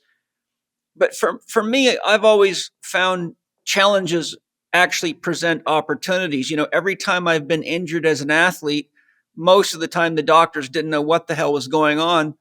And I found myself, because I was so competitive and I love to win and I love to compete, many doctors told me, you shouldn't box. That's bad for your brain. You shouldn't race motorcycles. You got a concussion. You don't race motorcycles again. Don't ride in the rodeo. I hear doctors telling me not to be Paul Chek all the time. So what I did is I just let my body guide me. If I found that laying in a certain position felt better, I did it. If I went to the gym and I was in too much pain to do a certain exercise, I found something that I could do. And, if all I could do was lay on the floor and pull on a cable and breathe, that's what I did. And when my body healed a little bit, I did the next thing. And I found that my body actually guided me back to health again. And ultimately that philosophy of working with the challenge. But the point is that I learned so much in my youth doing that one day I found myself as a therapist and I had this innate sense of what was possible, because all these injuries taught me that you don't have to give up. You just have to go in and listen and let your body guide you. And the wisdom of the body teaches you what to do, which is you really have to make a commitment to being connected to yourself.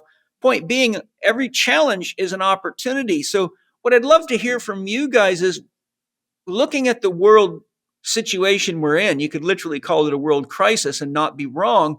What do you see the opportunity is emerging for us if you look at this thing and say, what is wanting to be born right now? Boy, that's a large question. Well, you're a genius. Thanks, Paul. But you're sitting next to one. One of our mentors and dear colleagues and friends, Barbara Marx Hubbard, used to say, crisis precedes transformation. And it's the evolutionary driver. Crisis is the evolutionary driver. And so that's what we're in. We're in, like you say, a world crisis, and it's the evolutionary driver for change. And sometimes, one might get a health diagnosis and it becomes a catalyst for a whole change of lifestyle. Or like you were sharing in your own personal journey, how your injuries have guided you to more understanding of your body and its needs. And so that's our, I think, optimism about where we're at, is that sometimes we have to go into a lot of pain to realize we want to change, to have that be enough of a impetus for making different choices.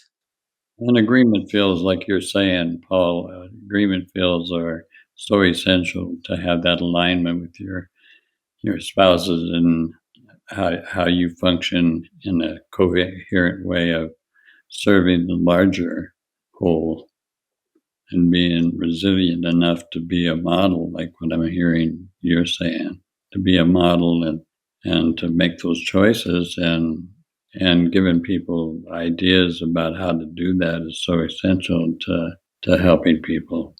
I see the synchronicities and everything that's happening is informing us to be prepared, be resilient, know who your neighbor is, like in the Hopi prophecies, find out who your neighbor, your partners are, and stay close, love each other, build community. So it's happening slowly. And yeah, so I really appreciate it. I didn't know you were on the planet, but I really appreciate it. Sometimes I'm not. I mean, we could have some great esoteric conversation about Arm and Lucifer and the Christ, and and we may have that. We may be called to that, to have the little journey together, and I was listening. We were both actually listening this morning to a beautiful podcast that interview with a man speaking about Steiner's teachings and about the Kali Yuga and the different perceptions of this vast time shift that we're in, and how, according to Steiner's teachings, that we shifted out of the Kali Yuga like around 1898, I think he said. Yeah. There's a lot of different perceptions about whether we're still in it or not, and that's a whole nother podcast to talk about. Yeah, I'm familiar.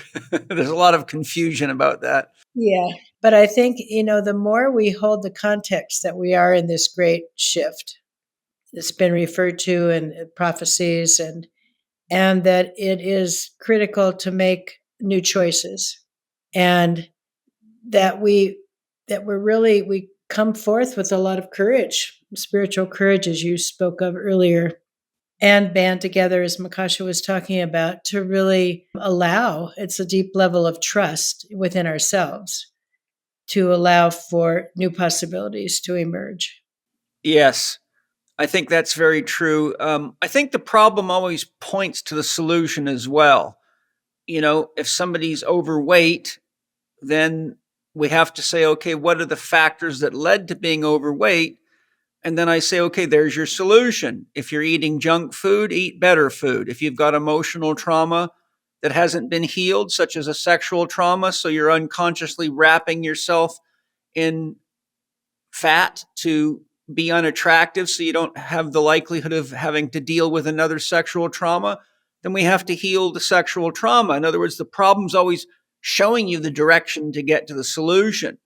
So if you think of everything we've talked about, challenges with education, the solution is create a better education system. Challenges with money, then learn to value money in a new way, trade it in a new way, and make something valuable that holds its value that we have to uphold. Without a long list, you see the problem's always carrying the solution, just like yin always carries the seed of yang and yang carries the seed of yin.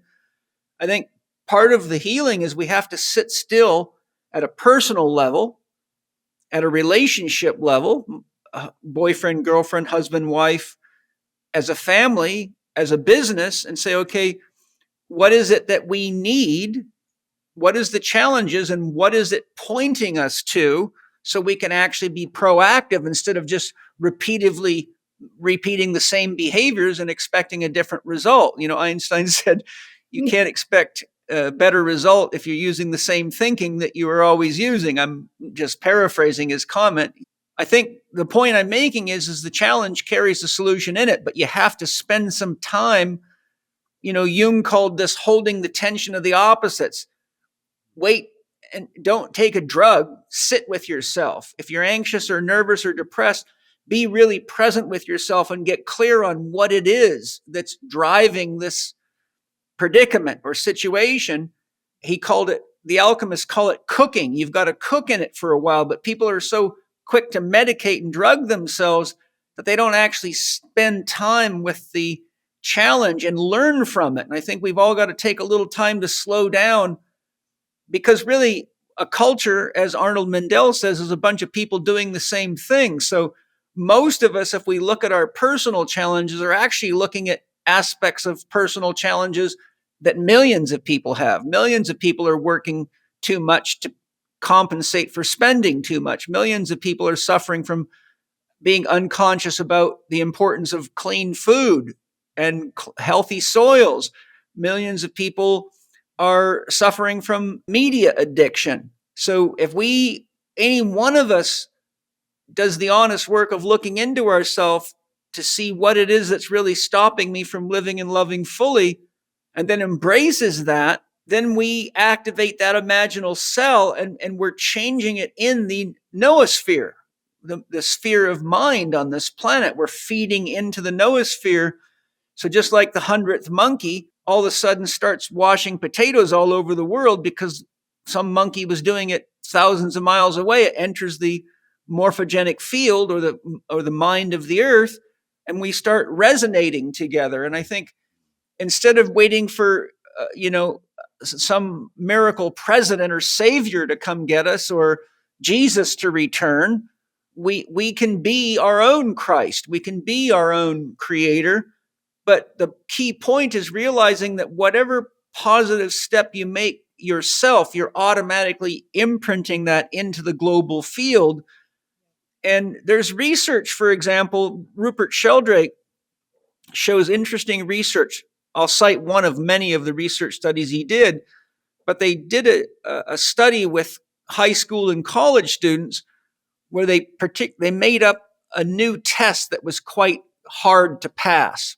And they found that each cycle of students that went through and took the examination, that kids taking the same test all over the world started getting better grades. And they did all sorts of factoring in to see how much of it was being shared. And they showed beyond a shadow of a doubt, the mathematics, the statistical analysis showed there's something happening at a global level of the noosphere, of the world mind, that every time one of us gets better at solving a problem, it imprints that wisdom into the field. So I think if people understand this concept, it really goes back to a line in a poem. Rumi said, "The greatest lover is the silent lover, and the greatest teacher is the silent teacher."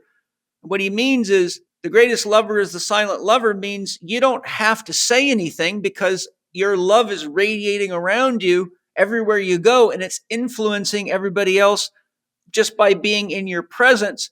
And the greatest teacher is the silent teacher because everybody's watching. We're all watching each other. People are constantly watching each other. And so if we realize that we can be the imaginal cell, and instead of trying to save the world, if we just clean ourselves up a little bit, do our work a little bit on our healing and our diet and on our lifestyle, then we're actually imprinting that, activating our imaginal cells, and we're doing the best that we can do. And I think that if every one of us just did a little bit every day, we actually will start causing a ripple effect and moving us into the process of morphogenesis. I think that's what's happening, Paul. That is. Thank the Lord. Yeah, thanks the Lord, because, the reality of, as Sheldrake says, is a phenomenon, the field phenomena. What's a field phenomena? And it has a quickening, of the yin and the yang energetic field that has attraction towards resonance. And the resonant field then creates what's emergent. What's all happening through synchronicity, understanding how self-organizing systems really work, in a culture, and in that culture, like you're saying, we're building a new field for the metamorphic journey, and to trust that there's no beginnings or no ends, there's just now, forever, never, never. Go share that with your brothers and sisters, and I think that's what you're doing with your podcast, and really, I'm thankful to be part of your family. Oh, me too. Me too. It's a blessing. I mean, when you and I first met, we spent probably an hour and a half chatting, and I just felt like I'd found a piece of my soul. It was just so amazing, and I was buzzing for days after that. I'm like, wow, it was such a pleasure to meet you. Then, Katharine, when I got to meet you, I had the same experience. It's like, wow, there's such a mystery how the universe, here Jonathan Goldman says, you have to meet my friends. They're very in line with your teachings, and I want to make sure they listen to your Lucifer Christ Ahriman podcast because they're really into Steiner's teachings. And so, here we are. It's just like if we let love do its work and get out of the way, Yeah. then, this is what happens, right? Exactly. Yeah. Yeah. Beautiful. The synchronicity and the self-organizing field that's actually Coordinating.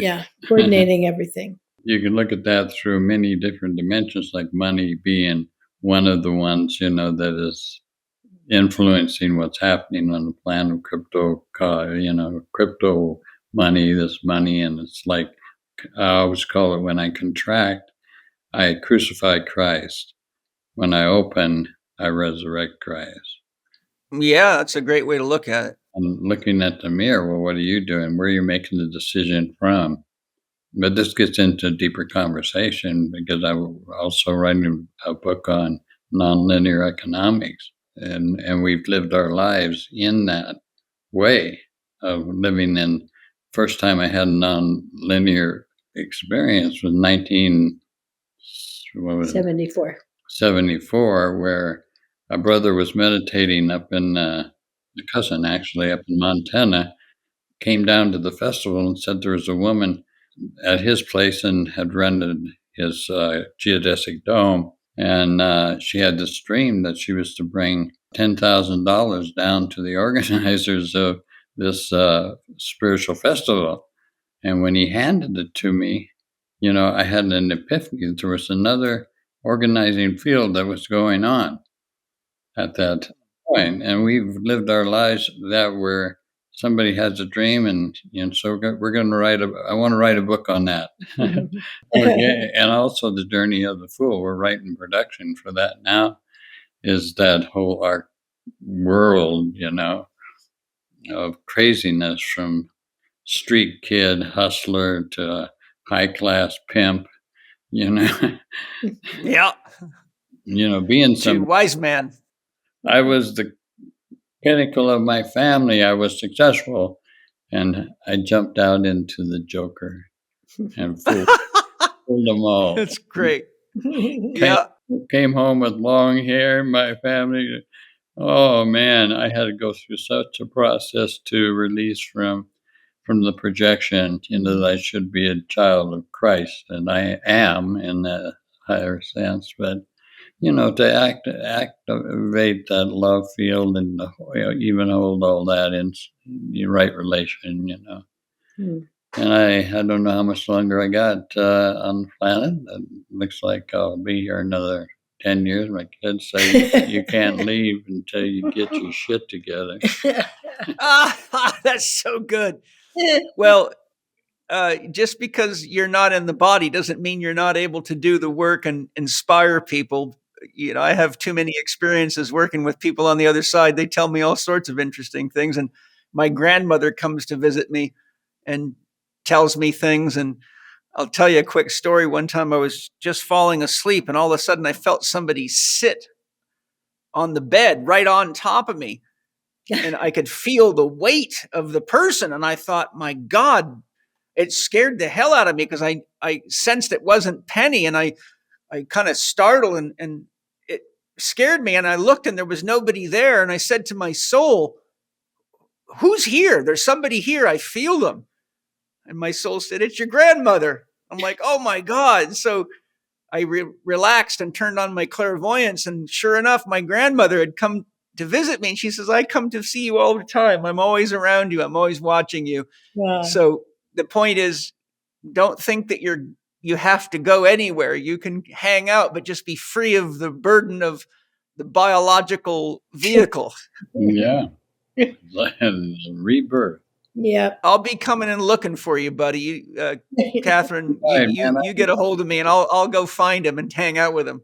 Sounds like a plan. That's great. Well, this has been wonderful. Wonderful. Hello, everybody. I sure hope you're enjoying this awesome podcast. I sure am. If there's anything at all we've learned in the past 3 years, it's that not making an honest effort to be fit and healthy can have disastrous effects. It has always amazed me that there are countless thousands of diet books, online diet programs, countless books and online gurus offering get big, get fit quick programs, and biohackers offering solutions for everything from herpes to hemorrhoids. But we are the sickest and most unfit people to ever populate this planet. Clearly, something is wrong. The average American today spends $13,000 a year on medical expenses, and most countries are not much different for all the same reasons. Diets seldom work for any length of time because the human body is very dynamic, with ever-changing needs that require flexible individual approaches to meeting your individual needs.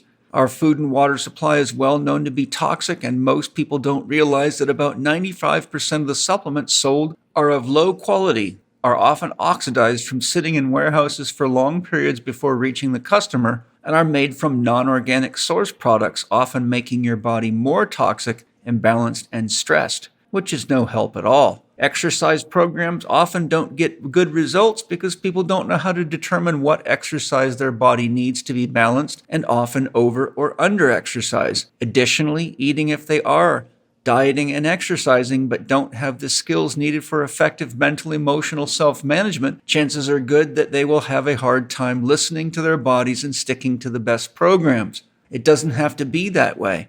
That's exactly why I founded the Chek Institute for Holistic Health and Performance in 1995. We are still going strong, helping more people today than ever look great, feel great, and have the career that they've always dreamed of. There is nothing more rewarding than helping others to look good, feel good, and create their dreams. At 62 years of age, I'm still healthy, fit, and strong. I have multiple businesses, a farm, young children, and all the duties of a papa. Living holistically is the secret behind my tangible success. In my 40-year career in holistic health and high-performance exercise, orthopedic rehabilitation, holistic health, holistic diet and lifestyle coaching, I've traveled the world seeking out the top experts in every field related to holistic health and all aspects of rehabilitation and human performance. I was raised on a fully functional farm and have studied soil science and made a comprehensive study of why people have a hard time changing and how to help them achieve their dreams and create the life they truly want.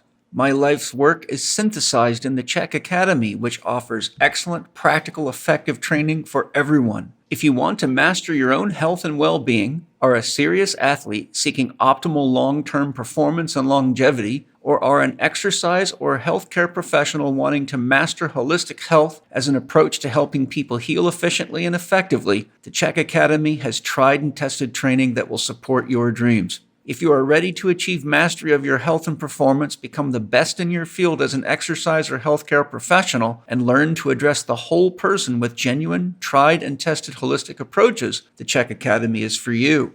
If you are tired of the humdrum of your usual job and feel called to enter a career in holistic health, the Chek Academy offers everything you need. You can master the basics efficiently and begin making an income doing what you love to do. As your clientele builds and you progress in the Chek Academy, you can cut back on your old job and more fully engage a new, rewarding career in holistic health. Want a preview? You can check out the Chek Academy e-learning platform for a limited time with the open house we are currently offering. Academy enrollment ends this month and spaces are filling fast. We are limited to 100 spaces for this intake, so if you are genuinely interested, apply now. Go to chek.group/open house L4D. That's chek.group/open house L4D. Think you'll really enjoy what we have to share with all of you. Yeah, well, my next question here is, since the beginning of COVID and with the World Economics Forum move toward creating smart cities around the world, it's become increasingly dangerous to live in big cities where there's no direct access to clean water and food that isn't controlled by big corporations and government influences. You've both got a lot of experience creating conscious communities that hold the values of being harmonious with nature and people being harmonious with each other. Can you share any suggestions for people that want to get out of cities and find and create their own conscious living communities in areas where they have access to resources such as clean drinking water and the ability to grow their own food? You know, for a lot of people, it's a very scary thing. They've never farmed. They've probably never even been close to the earth, but I've had many of my young students in this situation saying, Paul, you know, what do I do? I'm scared. I feel something major coming and I know I have this urge to go out and be more close to nature.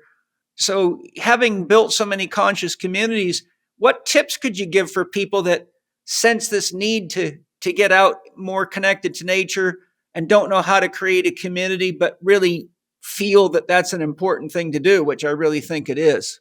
Well, I would say just do it and dive in, and then you learn it. Go for it. I mean, I've mentioned about the Co-Creators Handbook, which is a great guide for those that are wanting to start community, because it gives some real foundational principles that are so important. You know, we've worked with a lot of different communities throughout the world, actually, and some of the enthusiasm and ones that have started it, they haven't really gotten the relational dynamic field grounded. So that's so key. You know, ways to work together to resolve conflict.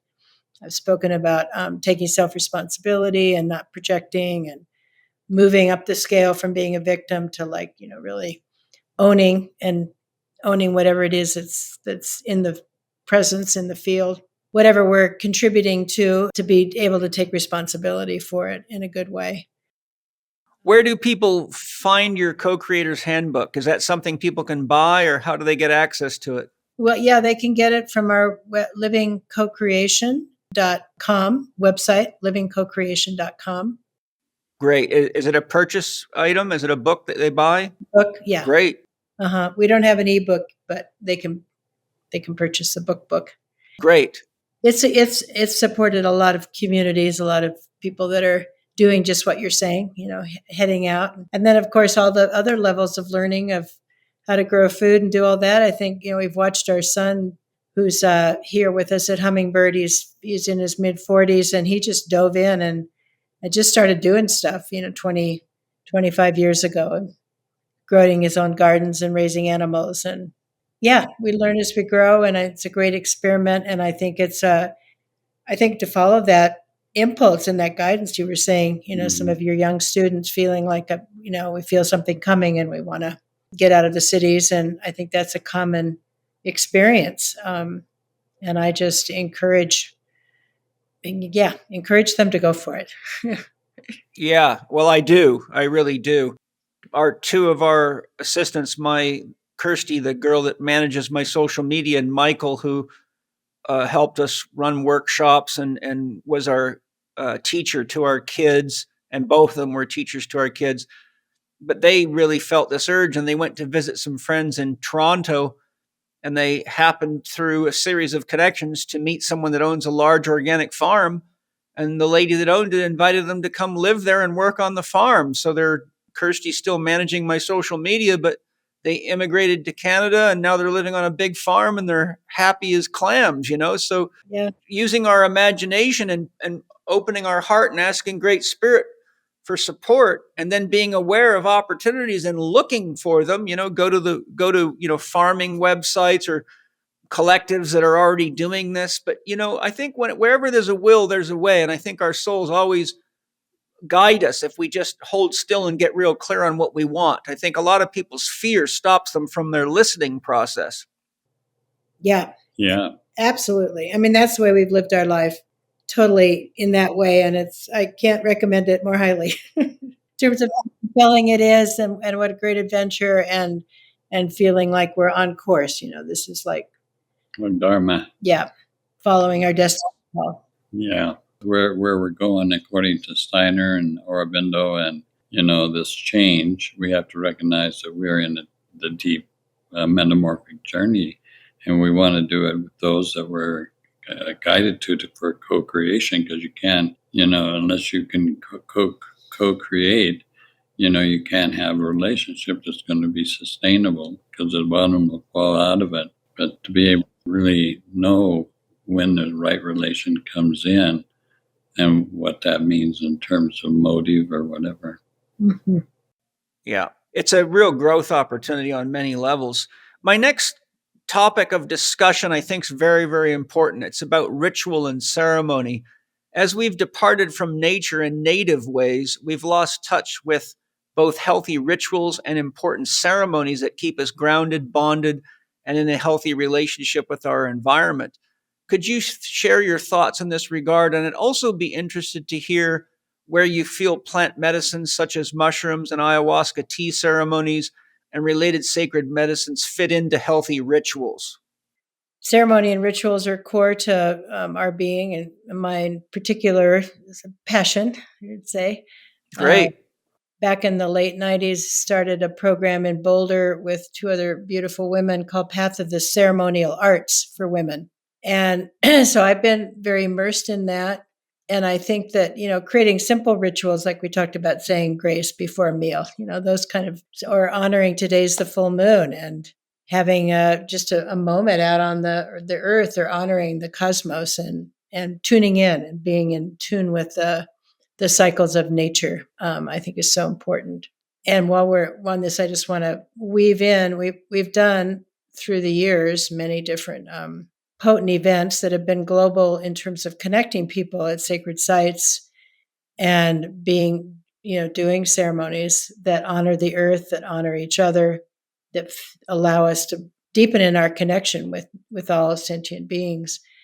And there's a very strong movement toward the summer solstice, June 21st of this year, of people around the world to really anchor it, whether it's in their backyards or at special PowerPoints around the planet, to join together in prayer and to stand with the mother.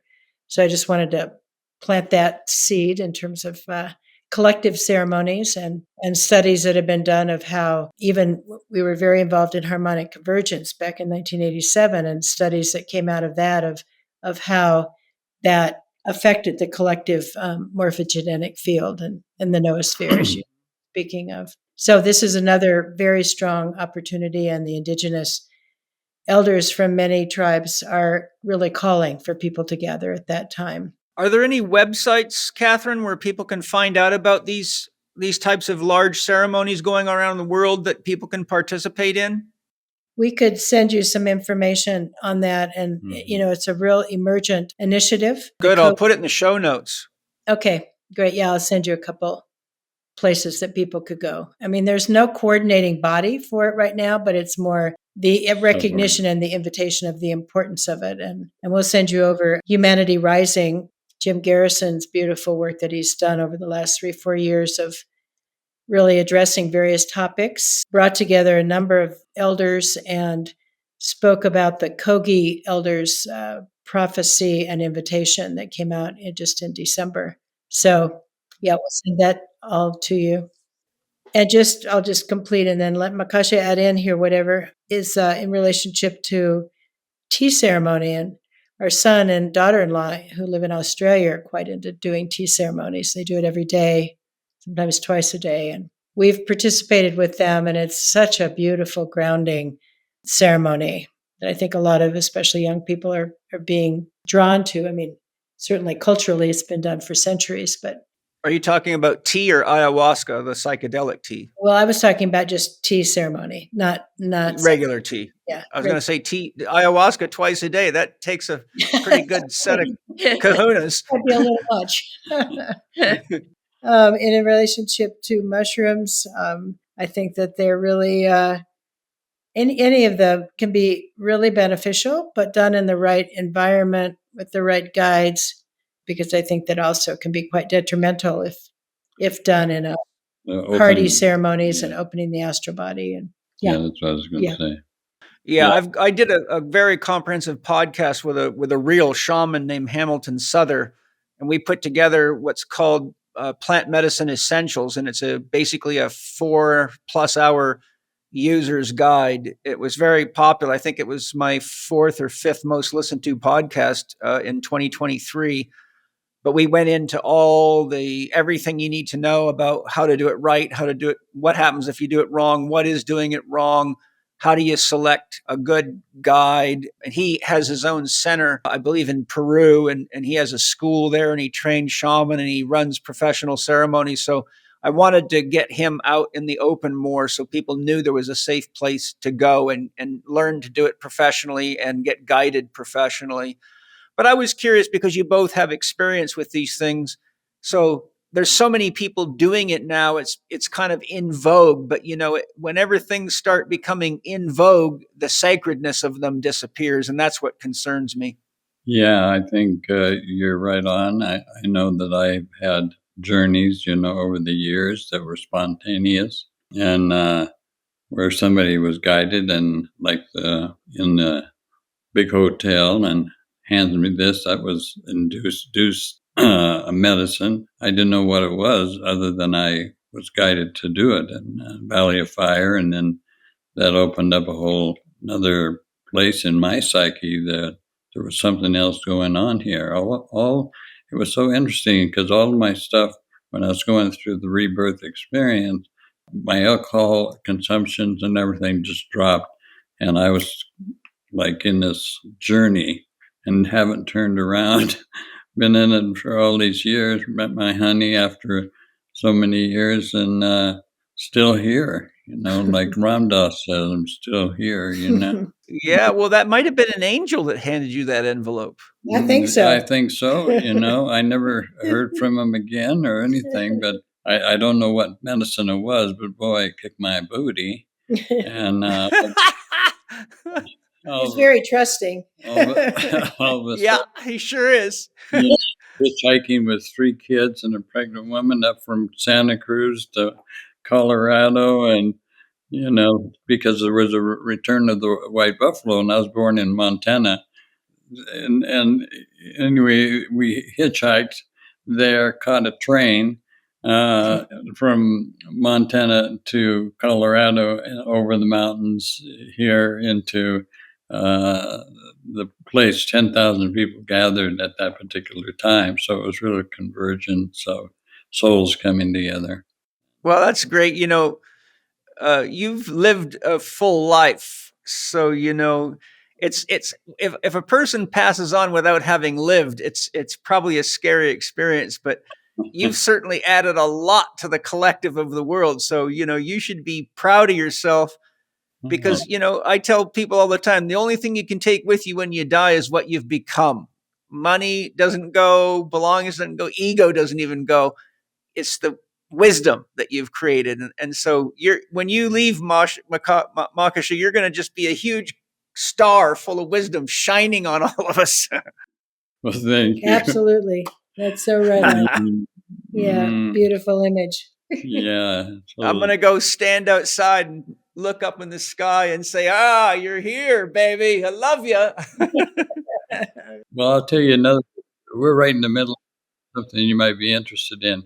During the harmonic conversions, one of the things that we were working with was sacred sites and those gatherings at that time. And we brought a film crew into Machu Picchu, guided by a brother that I was in the crater in Maui, and with a ceremony we were doing there, and the shaman tuned in, and he ended up.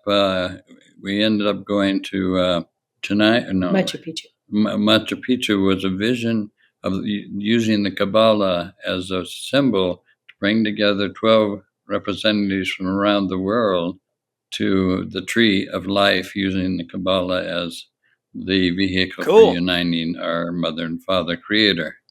And so it got hijacked. And we never got it out. The film.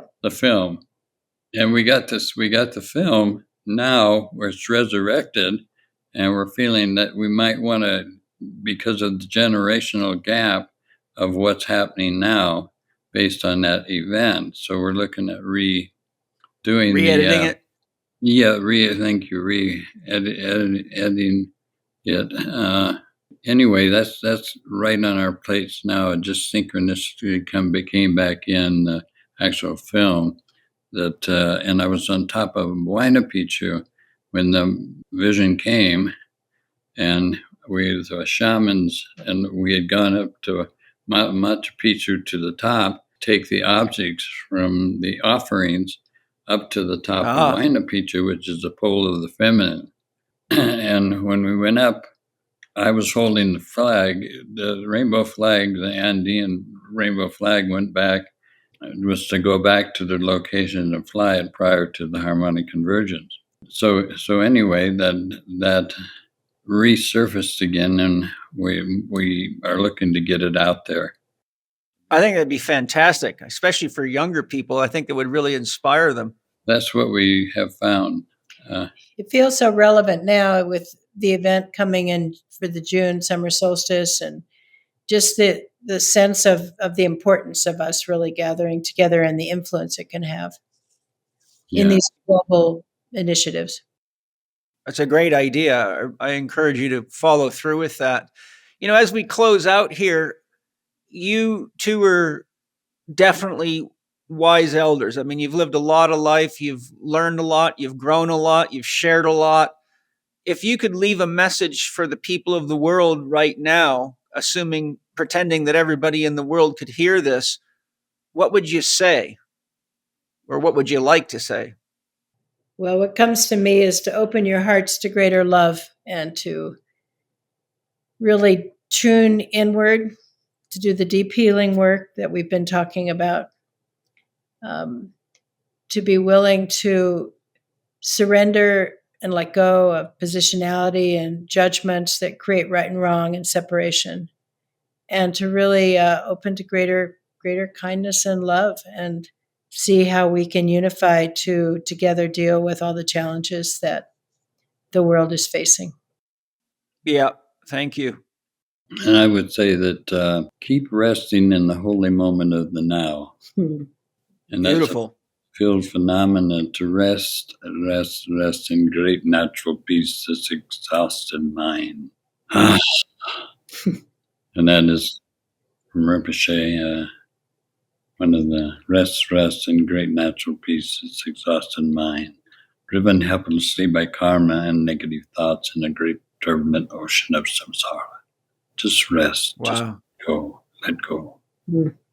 So it's one of my Beautiful. strong mantras I'll close with. Yeah, I love it. Fantastic. It makes me feel very blissful just hearing it. Could you guys share any websites or resources or anything you'd like to direct people to so they can find more information, whatever you want people to have access to? Well, we're relaunching our Patreon site, which is patreon.com/Roske would be where they would find us there. That's ROSKE. Correct. And we'll be particularly focusing on the unfoldment of the journey of the Fool. So for those that Great. might be engaged in that, and it's a real interactive process, and self-reflections, and then also hearing some of the stories and teachings, and I mean the learnings, what we've learned through the journey that we've been on. So that would be one, and livingcocreation.com is another website, and then hummingbirdtlc.org is our Hummingbird community website. Excellent. I looked at a couple of your websites. I loved them. There's some just beautiful stuff and scenery, and just I felt like I really just had a great time being on the website. So thank you for sharing those things. Well, thank you to both of you. I really feel grateful for Jonathan connecting us, because we really have a lack of wise elders in the world, as you know, and it's great to know that there's people like you and that you're out there, and that that you can share this wisdom and your life experience and inspire us all. And I'm just really grateful to be able to have spent this couple of hours with you guys. And I think all of us that listened got a chance to really feel your love, your presence, your courage, and all the changes you've gone through, the lessons you've gone through, and to help leave us all realizing that we can get through things, and that we can grow, we can learn, and that angels show up with envelopes, and your soulmate shows up in the places when you least expect it, and that spirit will guide you, and all we got to do is just listen and be brave enough to follow it, Yeah. That's beautiful. Absolutely, Thank you, Paul. Yep. Yeah, I want to just also appreciate you and what you've developed over the years out of your, out of the womb of the mother and into the heart of the soul of the earth. And it's wisdom teaching, the mysteries are so apparent. They're coming into being now. So I want to, pranam to you to have the heart to bring this Thank you. teaching out to the world. Let's get it out there. Whatever we can do, for to helping to stabilize this next turn of the spiral will be such a gift for all of us to love Mhm. each other. And also invite you to come out to Hummingbird and hang out. And we talk story and Yeah. As soon as I get Spirit Gym out there, I'll have time for some of those things. So I'll definitely keep that on my list of to-do items. So Yeah. thank you guys. Really appreciate it. Well, yeah. Thank you Yeah. to my sponsors for all your love and support and making the podcast possible. Thank you to each of you that buy anything from the sponsors. I only work with sponsors that actually meet my very strict values, who are earth conscious and sustainable practices, and make products that actually do what they say they will, which is rare. And so thank you for listening. And I hope all of you feel inspired today to activate your imaginal cells, Absolutely. spread your wings. No matter what, we can be the butterfly, but we can be the phoenix and rise from the ashes. Absolutely. And I say, hey, the phoenix and the butterfly both have wings and a heart. So we've all got wings and a heart. Let's do it together. Do it together. So Yep. Condor Yeah. and the condor and the eagle come together, there will be peace. yes, let's do it. And Yeah. and Great. we'll take some butterfly magic along with it. So Absolutely. lots of love to all of you. Let's Yeah. keep working on this together. And thank you guys. I'm excited people can find your websites and the book you mentioned. I look forward to sharing a beautiful podcast with you guys next Tuesday. Can't wait. See you then. Mhm. Bye-bye. Bye-bye. Bye.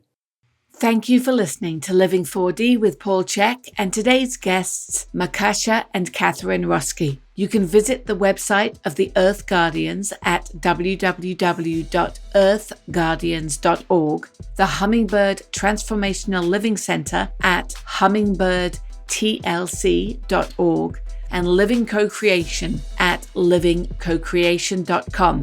You can support Makasha and Katharine and their work through their Patreon site at patreon.com/Roskes. That's patreon.com/ROSKES. Catch up with Paul on Instagram, TikTok, and Threads at paul.chek, on X at Paul Chek, or on his YouTube podcast channel, youtube.com/Living4D with Paul Chek. Watch more on Paul's blog at paulcheksblog.com and visit the Chek Institute site at chekinstitute.com to find Paul's e-learning courses, advanced training programs, and to learn more about the Chek Academy.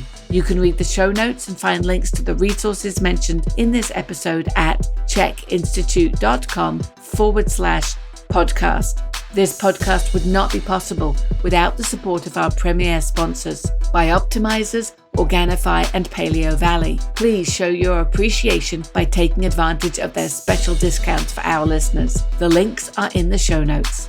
And finally, if you enjoyed today's episode, consider leaving us a 5-star rating and a warm review on the podcast platform of your choice. This podcast is available on Apple Podcast, Spotify, Amazon Music, Audible, Google Podcast, and YouTube.